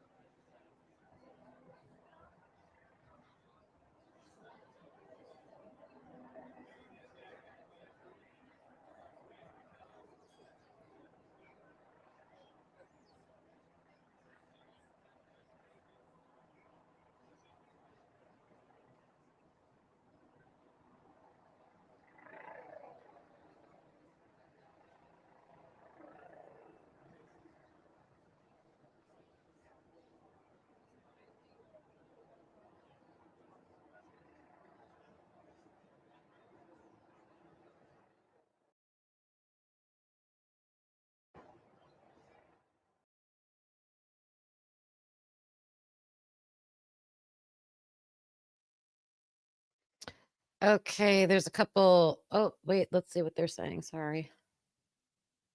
With that, then you're convicted, and then all of a sudden, just, there's going to be an appeal. There's going to be additional litigation with respect to the 2 counts he was convicted for. So he's got to keep that in mind. So yeah, he's got to show some remorse. He's going to talk a lot about himself, about the past year, about the impact that it's had on him, how it's impacted his family as well. And I think he's going to do a good job. I'm sure. Look, he's had a year to think about this. For the most part, everything that was said today was already put in papers and reviewed by the court. So this is just the last stage of it. And I think, it'll be significant to see if Mr. Combs is able to pull this off. Now, we know the prosecutors are asking for 11 years in regards to the 2 convictions. The defense is also asking for 14 months, including time served at 1 year, which would basically put him out by the end of the year. Now, the Department of Probation has recommended somewhere between 6, maybe 5.5 to 7 years, somewhere within that range. How do you see that weighing in on the judge's decision? Well, that's what makes this case really so unique, because the 2 charges for which he was convicted have no mandatory minimums. So there's a huge range. Now, the prosecution, the government, in their submission, actually said that his guidelines were more than 20 years. 20 years was the statutory maximum they could receive. So typically, the Department of Probation is a neutral mediator. They recommend what they think the sentence should be. And I think the defense absolutely believes 14 months is appropriate. But I think that if you ask them privately, the defense team, they would tell you that it's unlikely he's going to get that kind of sentence. Linda, Peter has an earbud in. He has our other earbud in. We want to bring you into the conversation because I know also you have a couple of questions on your end that you want to ask along.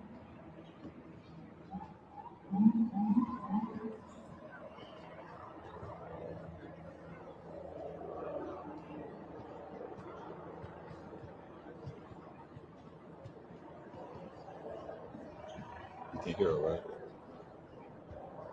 It's a long question. That God put me here to transform me. And then he goes on to say, the scene and the images of me assaulting Cassie Ventura, over and over, play over and over in my head daily. I literally lost my mind. I was dead wrong for putting my hands on that woman that I loved. I'm sorry for that, and I always will be. He's talking about that horrific video that we all saw that went around the world of him viciously beating her in that hotel room. It's really interesting because some of the legal experts that I've heard talking today say that the defense brought in more people to speak today than they did when they put on their case during trial. What does that say to you?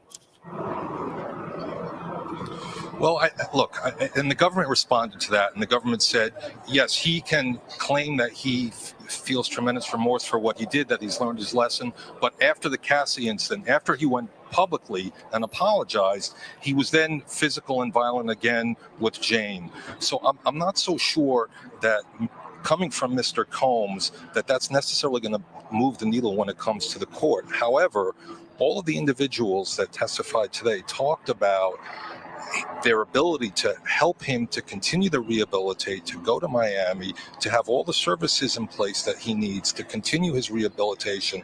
And I think that's the sort of thing that the court would like to hear, to know that if the court does take a chance, and when I say take a chance, I don't mean sentence him to 14 months, I mean give him a sentence on the lighter side, that there are going to be a lot of safeguards in place to make certain, because it's not just with respect to himself, it's also with respect to society as a whole. And he has to make sure when he sentences Mr. Combs that he's protecting society as a whole.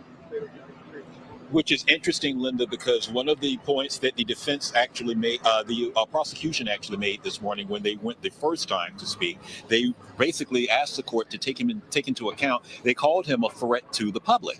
That was actually the phrase that was used when prosecutors were making their case, that he should get the 11 years and some months, 3 months or so, that they were looking for. So the fact that they actually deemed him being a threat to the public was part of the case the prosecutors actually made this morning when they were presenting the first time. They're on the stand right now, or as you said, you may have a quicker update than we did. Yeah, and that's actually part of the sentencing guidelines themselves. When you look at the sentencing factors, there's general deterrence that talks about the court's need to make certain generally that messages sent to the population, to society, that this sort of behavior is not going to be tolerated, even if the court were to feel from a personal standpoint that Mr. Combs has been rehabilitated, he's on the right track.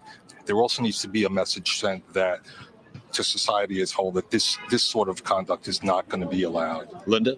Yeah, Antoine, we're being notified here. I'm looking at Slack. And for our viewers at home, what Slack is, it's kind of like an email system that we use here within Fox News. But we've been notified that Combs is shuffling through some papers. He's wearing a pair of glasses, and he is standing up now to speak to the court. So this has been going on since 10 o'clock this morning. The judge now hearing from Diddy. Also, earlier today, when his children spoke, Lisa Evers, who's been inside the courtroom all day long, and she came out during the lunch break, and she was telling us that he got very emotional, that he was holding his head and looking down. He started crying. You know, his shoulders were shaking when his children were speaking. How much influence, you know, Peter, you've talked to this a little bit here, but how much influence do you think that's going to have with the judge for the sentencing? Will it have really any impact on the amount of time that he gets? Well, I think it will have an impact, and I think the court actually did thank the children for their statements and did say that it would in fact have an impact. The problem here is, as defense counsel on both sides, actually, you never know what's going to move the needle. You don't know what exactly is going to cause the judge to maybe change his or her mind, to maybe give a better sentence. So essentially what you need to try to do is to try to carefully put forth as much information as you possibly can. And I think one of the most significant parts of the sentencing proceeding today was, in fact, the video that the defense put forward that I think was an 11-minute video that had, you know, years, if not decades, of Mr. Combs doing all sorts of great things in the community, not only with respect to contributing money, but also his time and the many things that demonstrate that. They highlighted the entrepreneurship, if you will, and the business part and the impact on the community. That was what his attorney,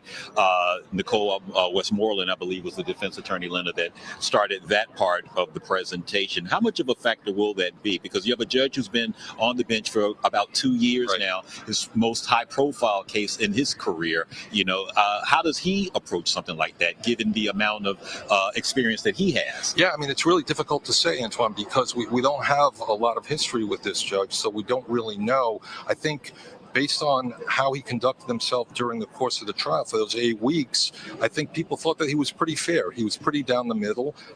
And I think the defense was pretty optimistic about that from a sentencing standpoint. At the same time, you could argue that along the way, with respect to his denying of bail, his denying of the Rule 29 motion to set aside the verdict. Is that one of his attorney's faces, the woman sitting there? Yeah, oh my goodness. He was taking a difficult position with respect to Mr. Combs. Okay.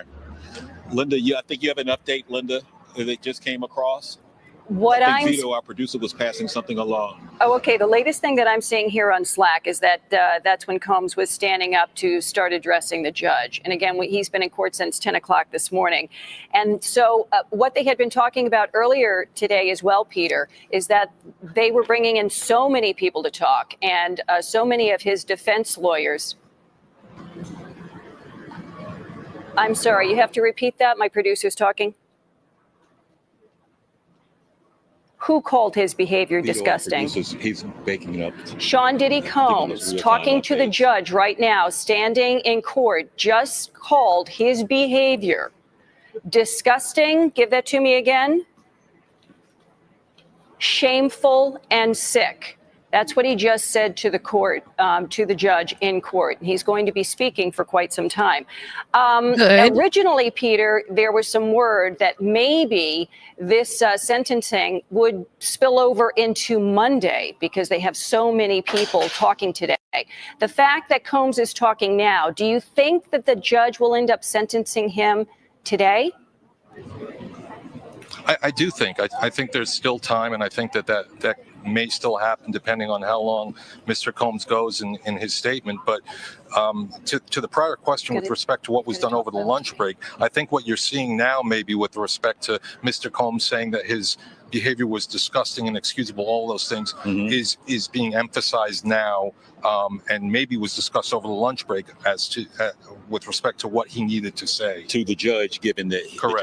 the judge didn't find him remorseful in regards to the 2 convictions that he did get. Correct. Disgusting, shameful, and sick. Linda, you said, I'm sorry, I'm taking notes as we're going also.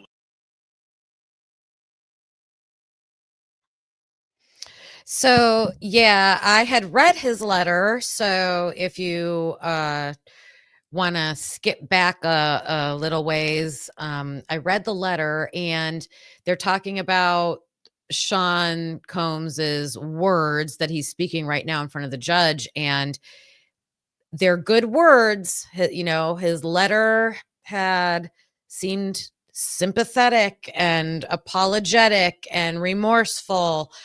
It's a judgment call, and that's what the judge is going to have to do. How much do you believe it? Can he be believed? Looking at his past, and they just made a point a few minutes ago that after Cassie, he was apologetic then, and then he turned around and did it again. So the judge is going to have to weigh all that. Is he apologetic because he hates where he's at right now? Of course. Of course, that's part of it. Is he really going to change his ways? Those are all the things that are being factored. And then we were talking about before the break how much of a message is the judge going to want to send to deter that type of behavior, which my personal opinion is that men that get charged with these types of crimes often don't get harsh sentences. They're just let out. So I do want to hear what they're reporting before we have to watch The Door again. I wondered, Brooke. I was like, and it's funny because I don't know if you've seen like Meg P and Lucy and Christy when they're in the chat, like they always like joke with each other, like mom and all that stuff. So I was like, oh, okay. I get it. I hope your tooth starts to feel better. Plus, you're in that pain. You're not thinking right. I get it. All right, I'm going to turn the volume back up.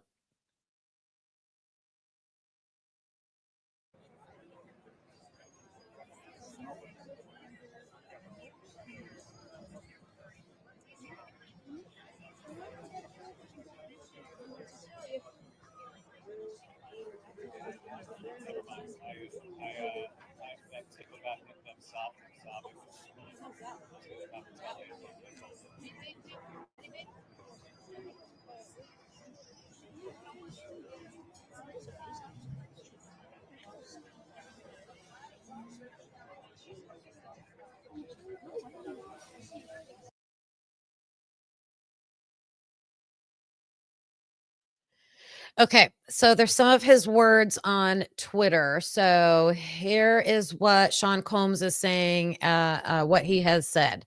One of the hardest things I've had to handle has been being quiet and not expressing how sorry I am for my actions. I don't take that lightly. I would like to apologize to Cassie Ventura and her family. He continues, voice breaking at moments. I let down my community. I wanted to show we could take care of our own problems. I got lost. I'm not this bad person. I'm sorry to my community. People can change. I know I've changed. Combs goes on to apologize to all victims of domestic violence, saying he was sick from the drugs and didn't get the help. He tells the court he hates what he's done and that he's been stripped down to nothing. I'm sure that's 100% true. He ends by saying he wants to be a father again, a son again, a leader again. The courtroom is quiet as he speaks. Survivors in the audience look shaken. All right, so that is some of the words that He has spoken in court. And there's something to be said for, people always say rock bottom, right? A lot of people don't change until you hit rock bottom. Has he served enough time for all the things he's accused of? I think that's going to be the ultimate question. We were discussing earlier how he's already been let off he was acquitted of the racketeering and the was it prostitution over state lines or something like that. But the two harshest what do I want to call them? Things he was charged with, he was acquitted of. So now it is the lesser charges, and how harsh of a sentence are they going to give him? I hope they keep posting more of what he's actually saying.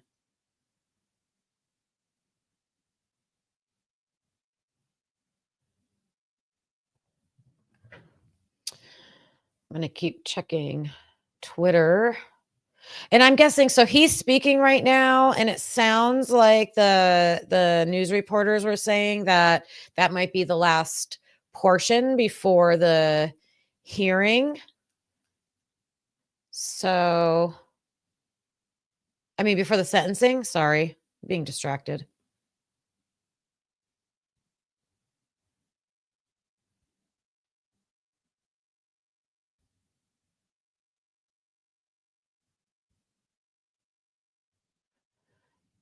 Looking to see what's on Twitter here.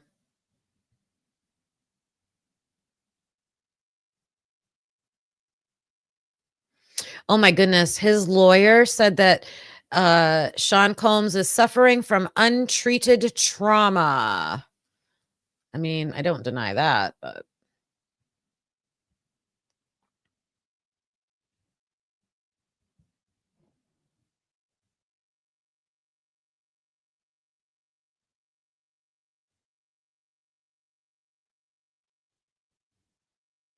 so here's some more comments.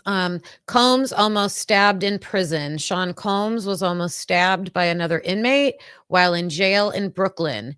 Brian Steele said as he continued his presentation, that must be one of his attorneys, a guard was able to save the music producer, but Mr. Steele warned, Sean is not a typical person in custody.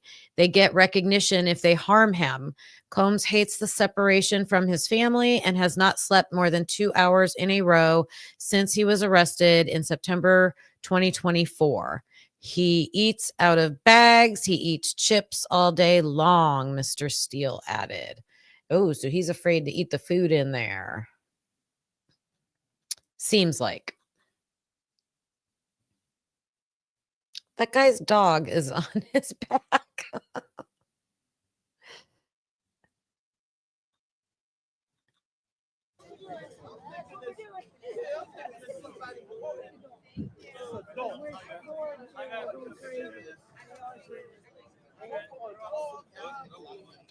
And my point was, if P. Diddy is speaking and that's the last thing before the sentencing, I wouldn't think that would take too long.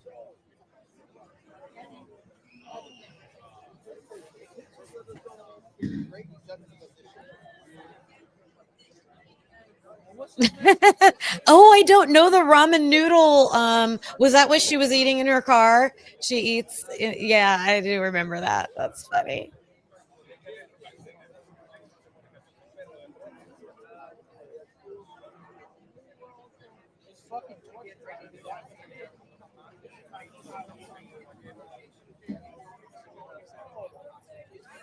I guess they're going till 5 o'clock.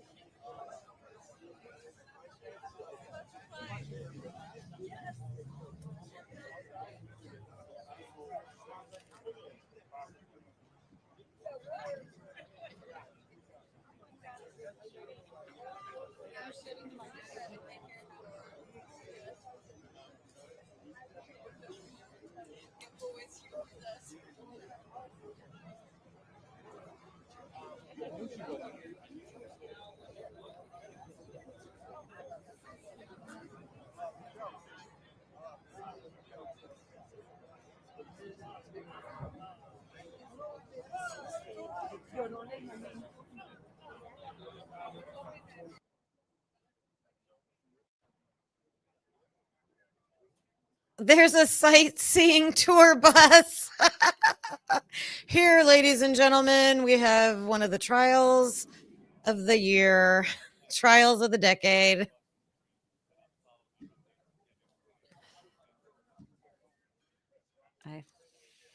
I didn't turn it all the way down. Okay.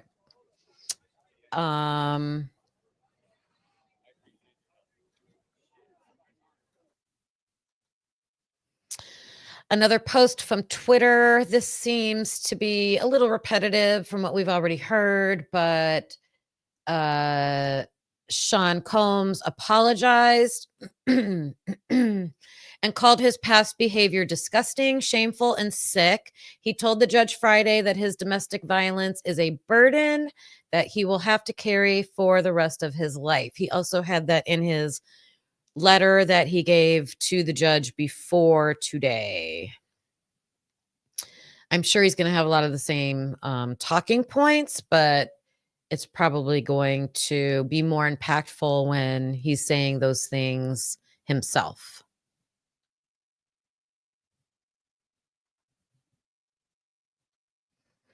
So again, the difference between the sentencing is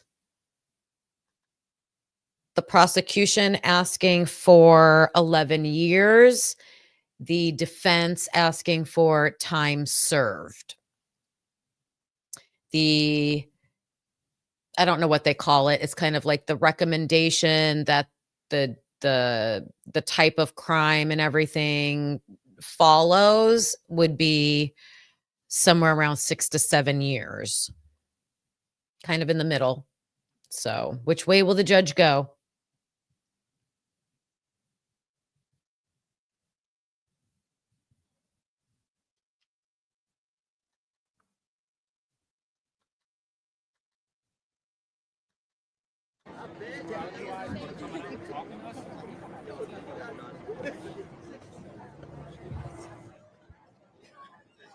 Hello out there to everybody listening. Don't be afraid to say hi in chat. We'd love to see you in the chat. That's what I think, probably in the middle. That's why I keep saying around 5. I think 5 years.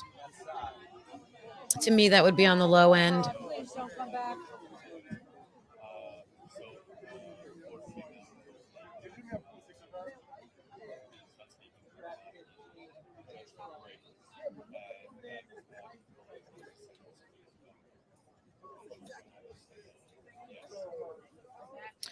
Oh, it also looks like they just did what they did in the Karen Reed trial. They pushed everybody back.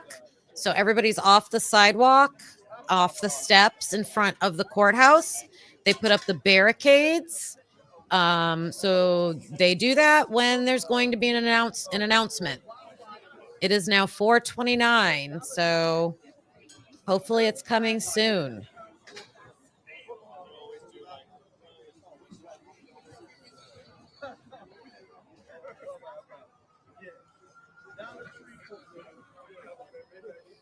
And they're still allowing traffic to drive through there. That's interesting.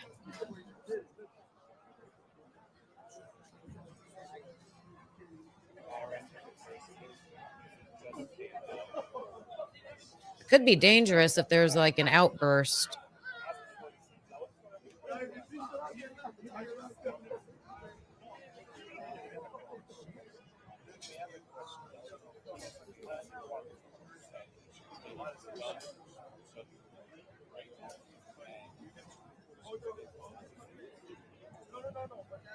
Okay, I saw that, Brooke.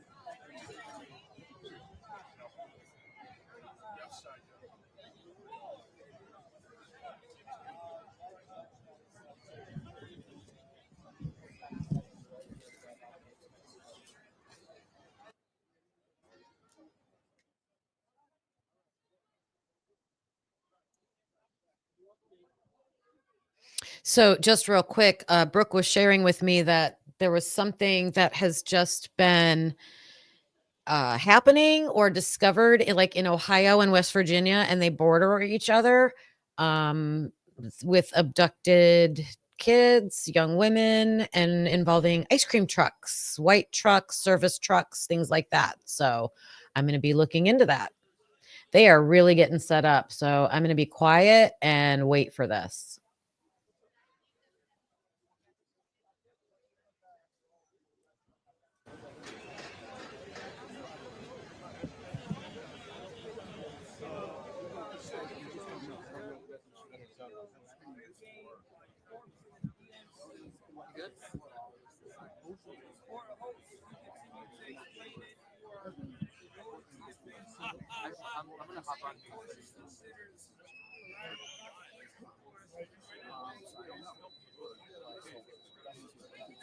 I don't know. I think the judge said something too. He said the argument should.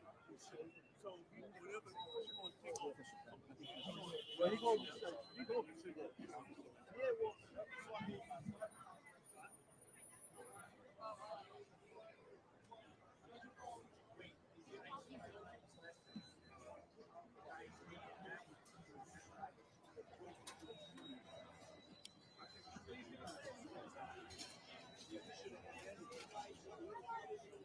that's coming in. It ain't over.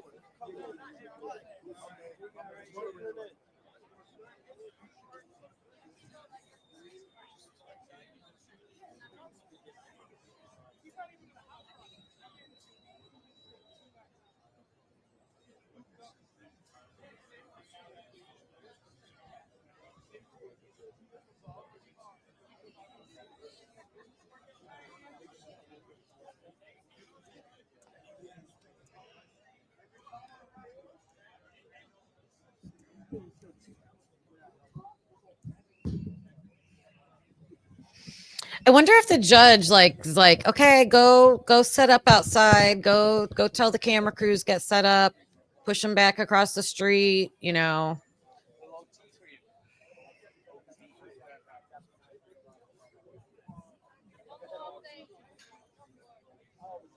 It's got to be coming. I don't think they would do this if they weren't going to do it today. The judge is deciding the sentencing.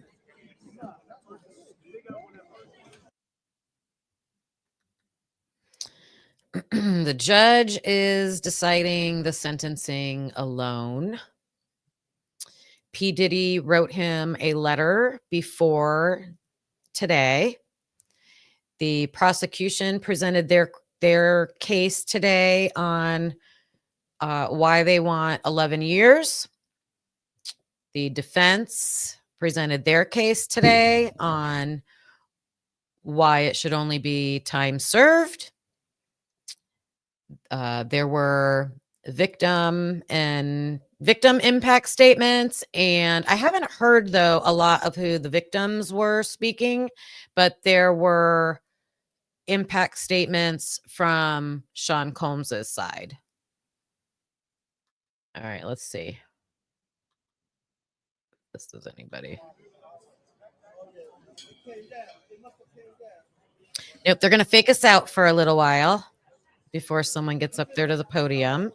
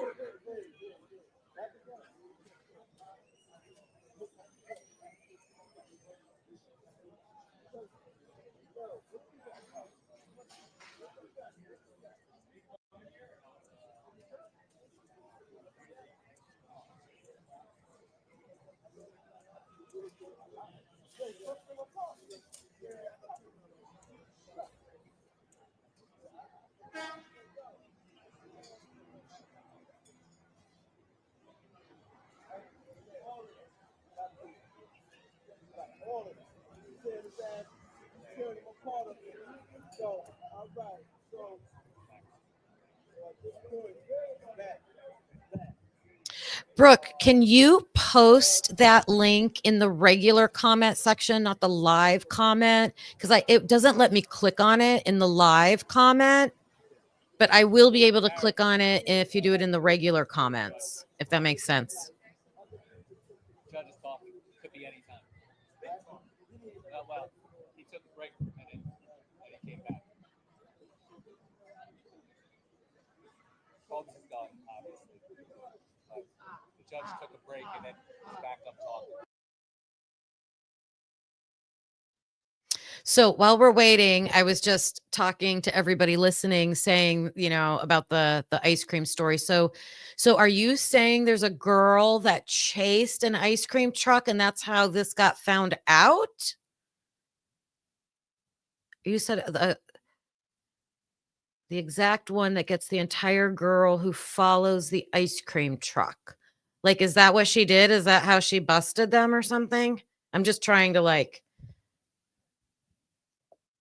guess until I go look it up.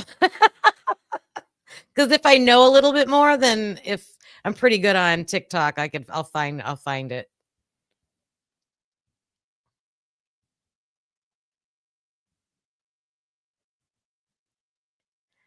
Oh, interesting. Okay.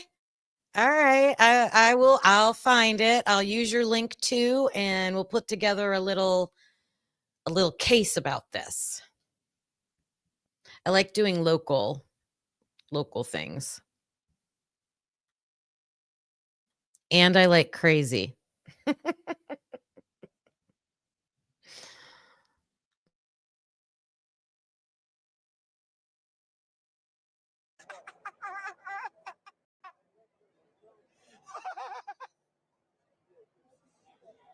Oh my goodness, does that person know that they're on a hot mic? What's going on here, dude? Seriously, have you seen now? Can you say you've seen it all? Now you can retire. What is that? Did he rip his pants? Tim, do you remember when Jim Asher showed up with two different shoes? One was going the wrong. Remember that thing down underneath the bed?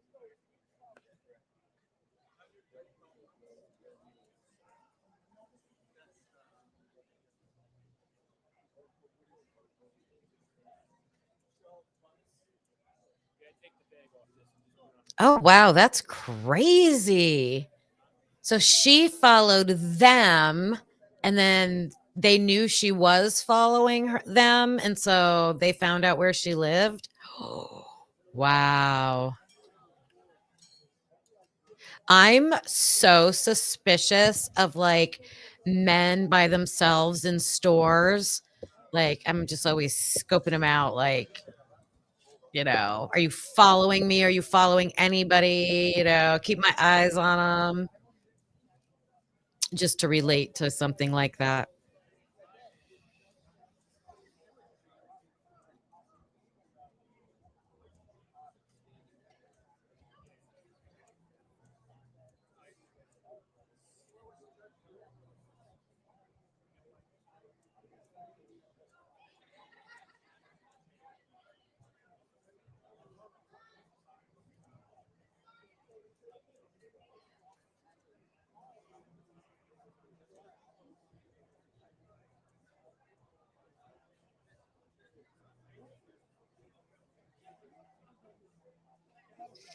If you are listening and you haven't hit the thumbs up yet, please do. I appreciate it. Subscribe if you haven't.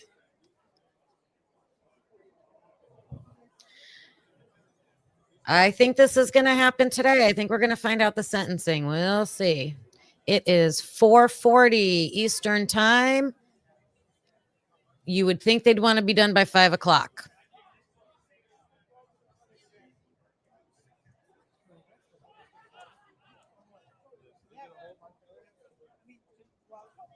He seriously asked her why she was following old men. I would have said, how's it feel? From all women all over the world, how does it feel?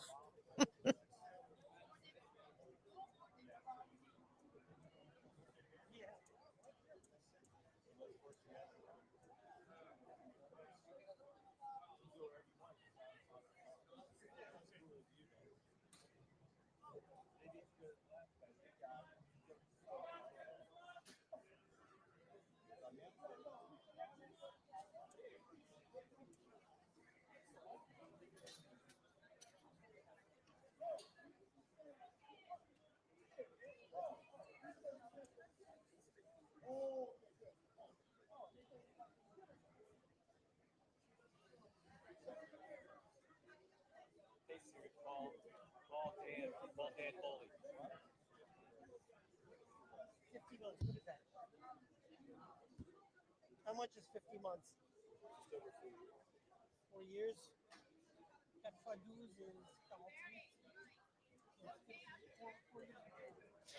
Did you hear them just ask how much is 50 months? He just said, how much is 50 months? Is that, you think that's what he's getting?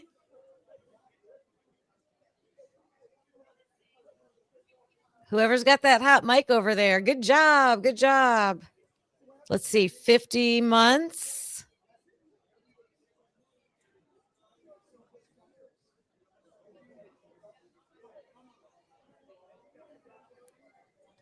Little over 4 years. If that's what it ends up being, we had a spoiler. We had a spoiler.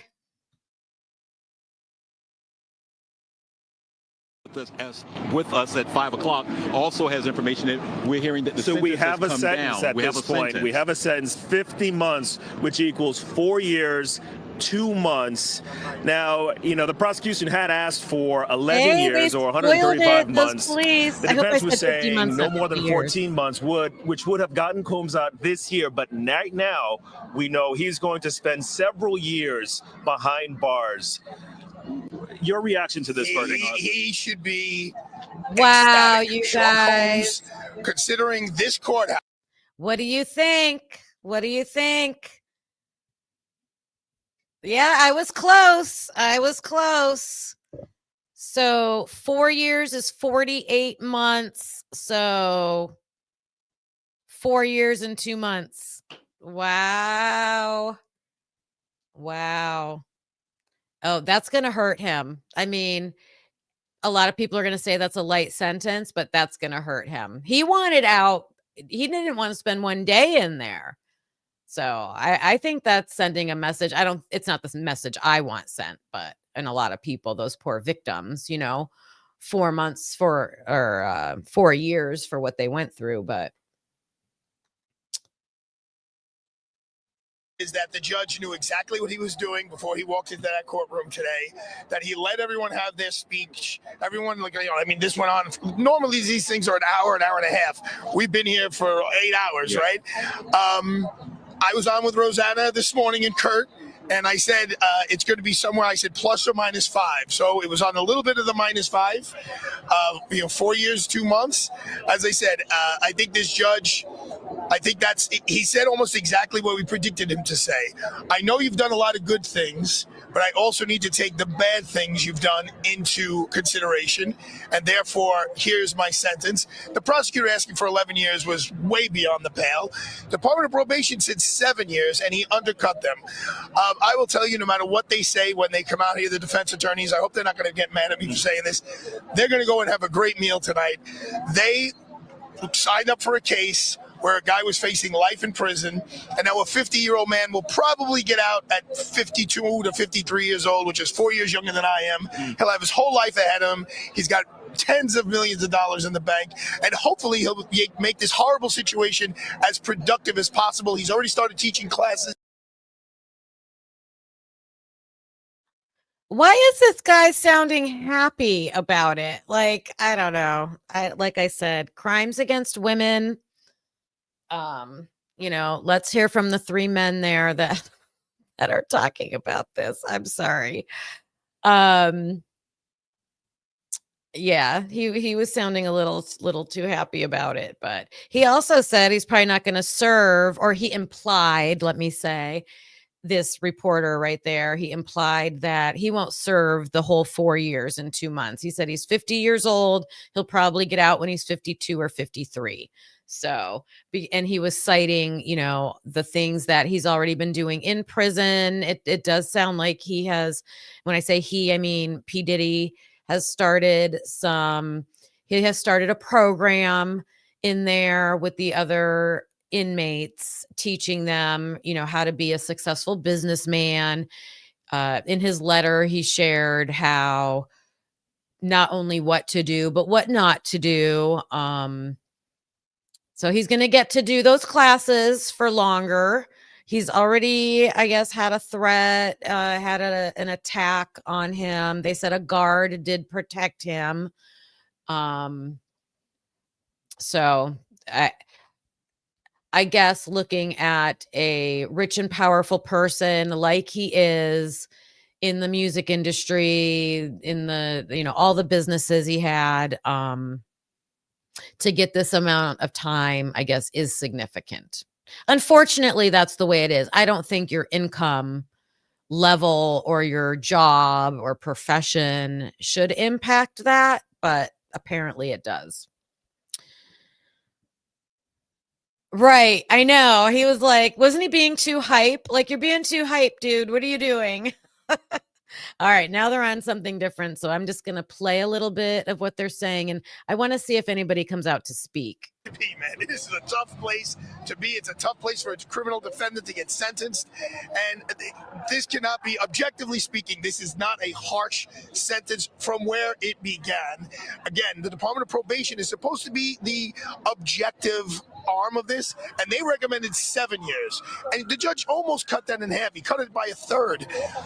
The defense has to be very proud of themselves and the job that they did securing this type of sentence. Of course, Sean Combs isn't happy. He wants to come on. He wants to be here right now doing it, being on Fox 5. He had speaking engagements lined up, yes, as soon as next week, even if they were community centered or so. But yeah, he had speaking engagements scheduled for next week. On his part. Yeah, I don't know. I doubt that had an influence on the judge, but apparently he was picked up on voice calls, because all your calls, unless it's to your lawyer, are recorded. And so they told the judge, we heard a call, and he thinks he's going to be out next week. Yeah, that's not the way to go. I wouldn't be too happy if my client, I would be out. Do you have mind? But do you think that influenced things last moment, or was this already set in his mind? I doubt it. I think this judge, he's a young judge. He's a new judge. He's also a judge who clerked on the Supreme Court of the United States of America. He has an excellent reputation, not just for his intellect, but his judicial temperament by both sides, which is really, as a judge, where you want to be. I think he's probably was prepared 10 times over, and I'm pretty sure that this is what he was thinking before he walked into the room. So at this point, where do we go from here? I mean, we're talking about the message that this sends to people. Let me tell you where P. Diddy goes, which is good news for him. Anywhere is better than where he is. Anywhere is better. So he'll have some options as to which different, when I say options, he won't have the options, but the Department of the Bureau of Prisons will, right? And now I'm sure if you really look, it's still going on in there, but you request the judge, Your Honor, he'd like to be close to his children, so could he be in Florida? Or he wants to be close to his mother. I'm making this up a little bit, in California. The judge doesn't actually have the power to designate where he goes. The judge just makes a suggestion. The Bureau of Prison makes the ultimate call, but the lawyers can request and then tell you why he wants to be in one location or the other. But it will be, every part of his life will be enhanced. There's no worse place for him to be than the MDC, except maybe if it was a state case in Rikers Island. But and he'll probably be moved in a week. I mean, they'll move him relatively quickly because he's now a sentenced inmate, right. And MDC is typically for people waiting trial or waiting to be sentenced. So in terms of the facility where he'll be, are we talking about maximum security? You think it'll be minimum security? Where does he fall? I don't think I'd want to go anywhere where there's heat, like hot, like Florida or California, because those jails are not always, prisons aren't taken care of, and if there's no air conditioning, oh my goodness. He'll probably wind up plus in the weather, the hurricanes and things. Where he'll be in a cell, but he'll probably have a lot of freedom of movement, as opposed to in a minimum security where you're like in a huge dorm room, almost like an army barracks. Well, let's ask you this. How did you think this was going to go? Because you've been commenting on all our shows. Yeah. You've been watching this one. You certainly are in this field, in this profession. What were you thinking about this? As I said this morning on Good Day, I was thinking it was a ±5. But then when I heard the judge's comments, as I was walking here reading the live feed, I was a little nervous for Sean. I know his defense team, so I'm rooting for them. Let me be honest. I was texting with Mark Ignifilo this morning. Xavier, who spoke today, was in my office earlier in the week. Oh, he's happy for the defense and obviously team. It's my field, so I'm rooting for them. But when the judge was saying, I've taken all your good deeds in, but there needs to be I think he used the word severe punishment. I'm like, oh boy. Then I'm thinking maybe he is going to go 7, 8, 9, but he didn't. So as I said, I know Sean wanted to come home today. I get it. I know his kids wanted him to come home today.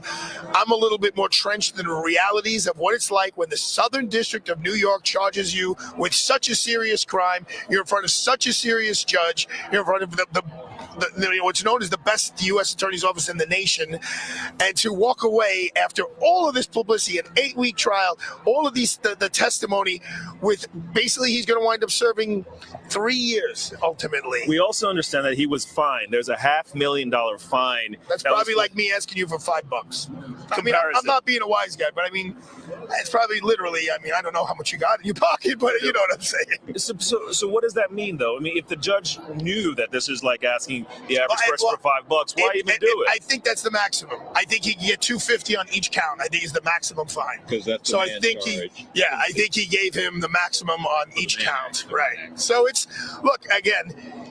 He didn't get convicted of such a serious crime, but as you said earlier, it was all the evidence beforehand. That video, you can't escape that video of him beating up that young lady, her testimony, the letter that she wrote. He wrote a letter to the judge that submitted last night. Sean Combs did. I'm a changed man. I found God. I'm sorry. Of course, that had some impact. But the letter from Cassie Ventura saying, he did all this to me. I contemplated suicide. I'm still afraid of him to this day. Those are the kinds of things that move judges. And I'm speaking from experience, and where judges have put that on the record, that, you still have people out there. And he said it. The judge said it. You caused both of these women to consider taking their own lives. The judge said he considered that. The judge also referred to the fact in addressing the remorse, if you will, that Combs supposedly had when making his statements. The judge told him that even after the Cassie video, you still attacked Jane, punched her in the head. That was also part of the comments in today's sentencing. I will tell you, having done this for quite some time myself, the way the judge set it up, I did not think 50 months was coming out of his mouth. I thought you were going to hear 72, 86, something a little more severe. So the judge, we understand, we're getting a quote from him that Combs is immense, this is a direct quote, financial resources essentially enabled these crimes. If that is the case, what do we do with that? He still has his immense financial resources. Listen, I'm going to go out on a limb and say that Sean Combs has learned his lesson. I'm going to go out on a limb and say he never wants to see the inside of a jail cell again.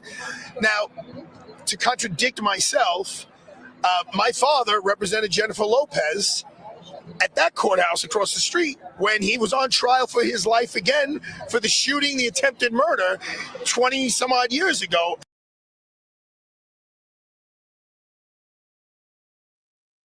All right. See, he just proved my point that the rich and powerful, they just don't seem to have the same consequences as typical. We like to use the word typical around here, Americans. So, you know, he got a consequence. So it's better than nothing, but from going to life. And this is his second court trial where he faced a life sentence. I mean, time will tell, right? They say time will tell. A pretty big ledge. Yeah, right. All right. I am going to go out with one of Skull Mackay. He is now officially bubbly on his YouTube page. He makes awesome music, awesome videos.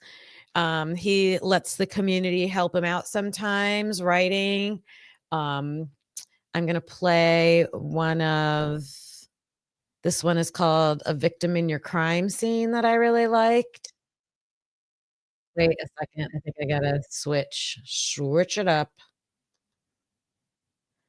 If you're not following Officially Bubbly, go to his page. Check out all his music and videos. They're awesome. And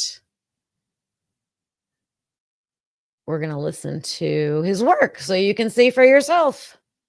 What am I trying to do here? I'm getting faster. I'm going to get faster and faster at this.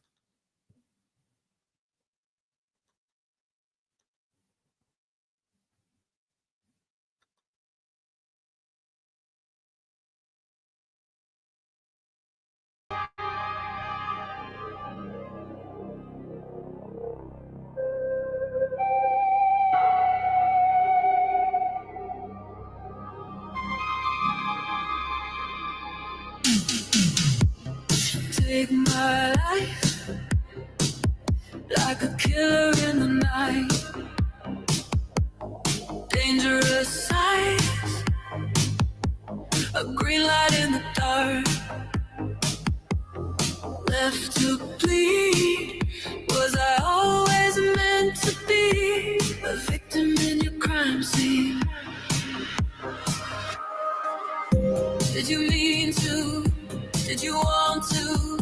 When you crept up the stairs in the dead of the night, never saw you, knew it was you. When I felt the cold blade cut through my life, how could you do the things you do when you know a town would tear apart? It didn't show, but did you know how it would end from the start? Take my life like a killer in the night. Dangerous eyes cut through me like a knife. Left to bleed. Was I always meant to be a victim in your crime scene?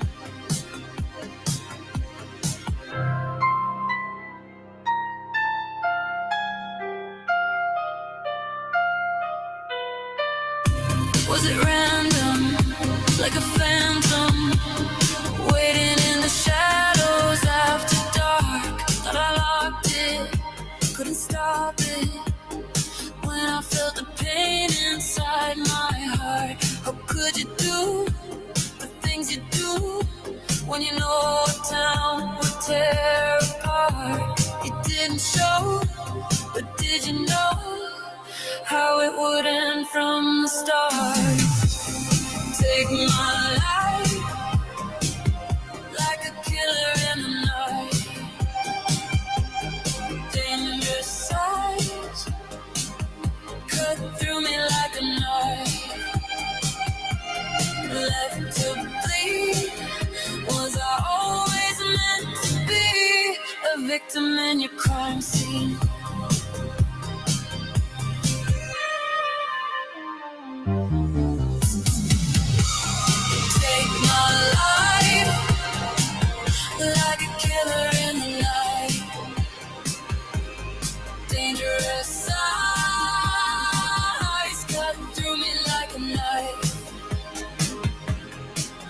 to bleed? Was I always meant to be a victim in your crime scene? Crime scene. In your crime scene. Crime scene. A victim in your crime scene.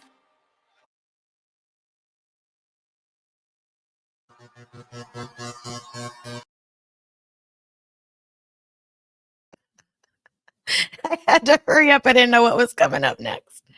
I loved that song. Yeah, I like the 80s vibe. Very talented over there. Go follow Officially Bubbly.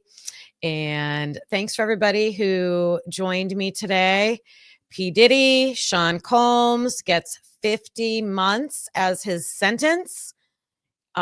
He will be transferred to another prison, which the talking head on the news was saying would be a good thing because the conditions where he's at right now, where he was being held, were not good.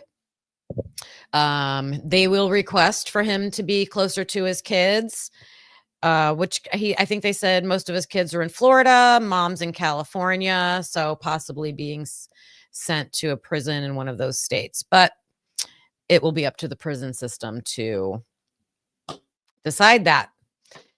All right, this has been my longest live yet. So thank you for joining me. Brooke, it was awesome. I'm going to go look into that case. We're going to look into this ice cream truck fiasco, what's going on with these kids in Ohio and West Virginia. And I will see you guys definitely next week on Wednesday. Look for some videos coming out this weekend. I'm going to read more documents. I also want to make a video reacting to Dylan's questioning video that came out. So I'm going to be doing some work. I'll see you later, everybody. Have a great weekend, a great night if I don't see you, and I'll talk to you soon. Bye. Oh, sorry. I shouldn't have said bye yet because I want to get, see, I'm learning. Hold on. I'll do a second goodbye. All right, now I'm ready. I'll see you next time, everybody. Bye. Thanks for watching, hope you felt the spark. Please hit that like before it gets dark. Subscribe, it's free and keeps us going strong. You're part of the crew now, right where you belong. Join us next time, same truth, same fire. We bring the heat and never tire. We're typically unique and proud to be a husband and wife in podcast harmony. Be unique, yeah, that's you and me. Don't forget to like and hit subscribe, it's free. Come back again, we'll be right here with truth and laughs and zero fear.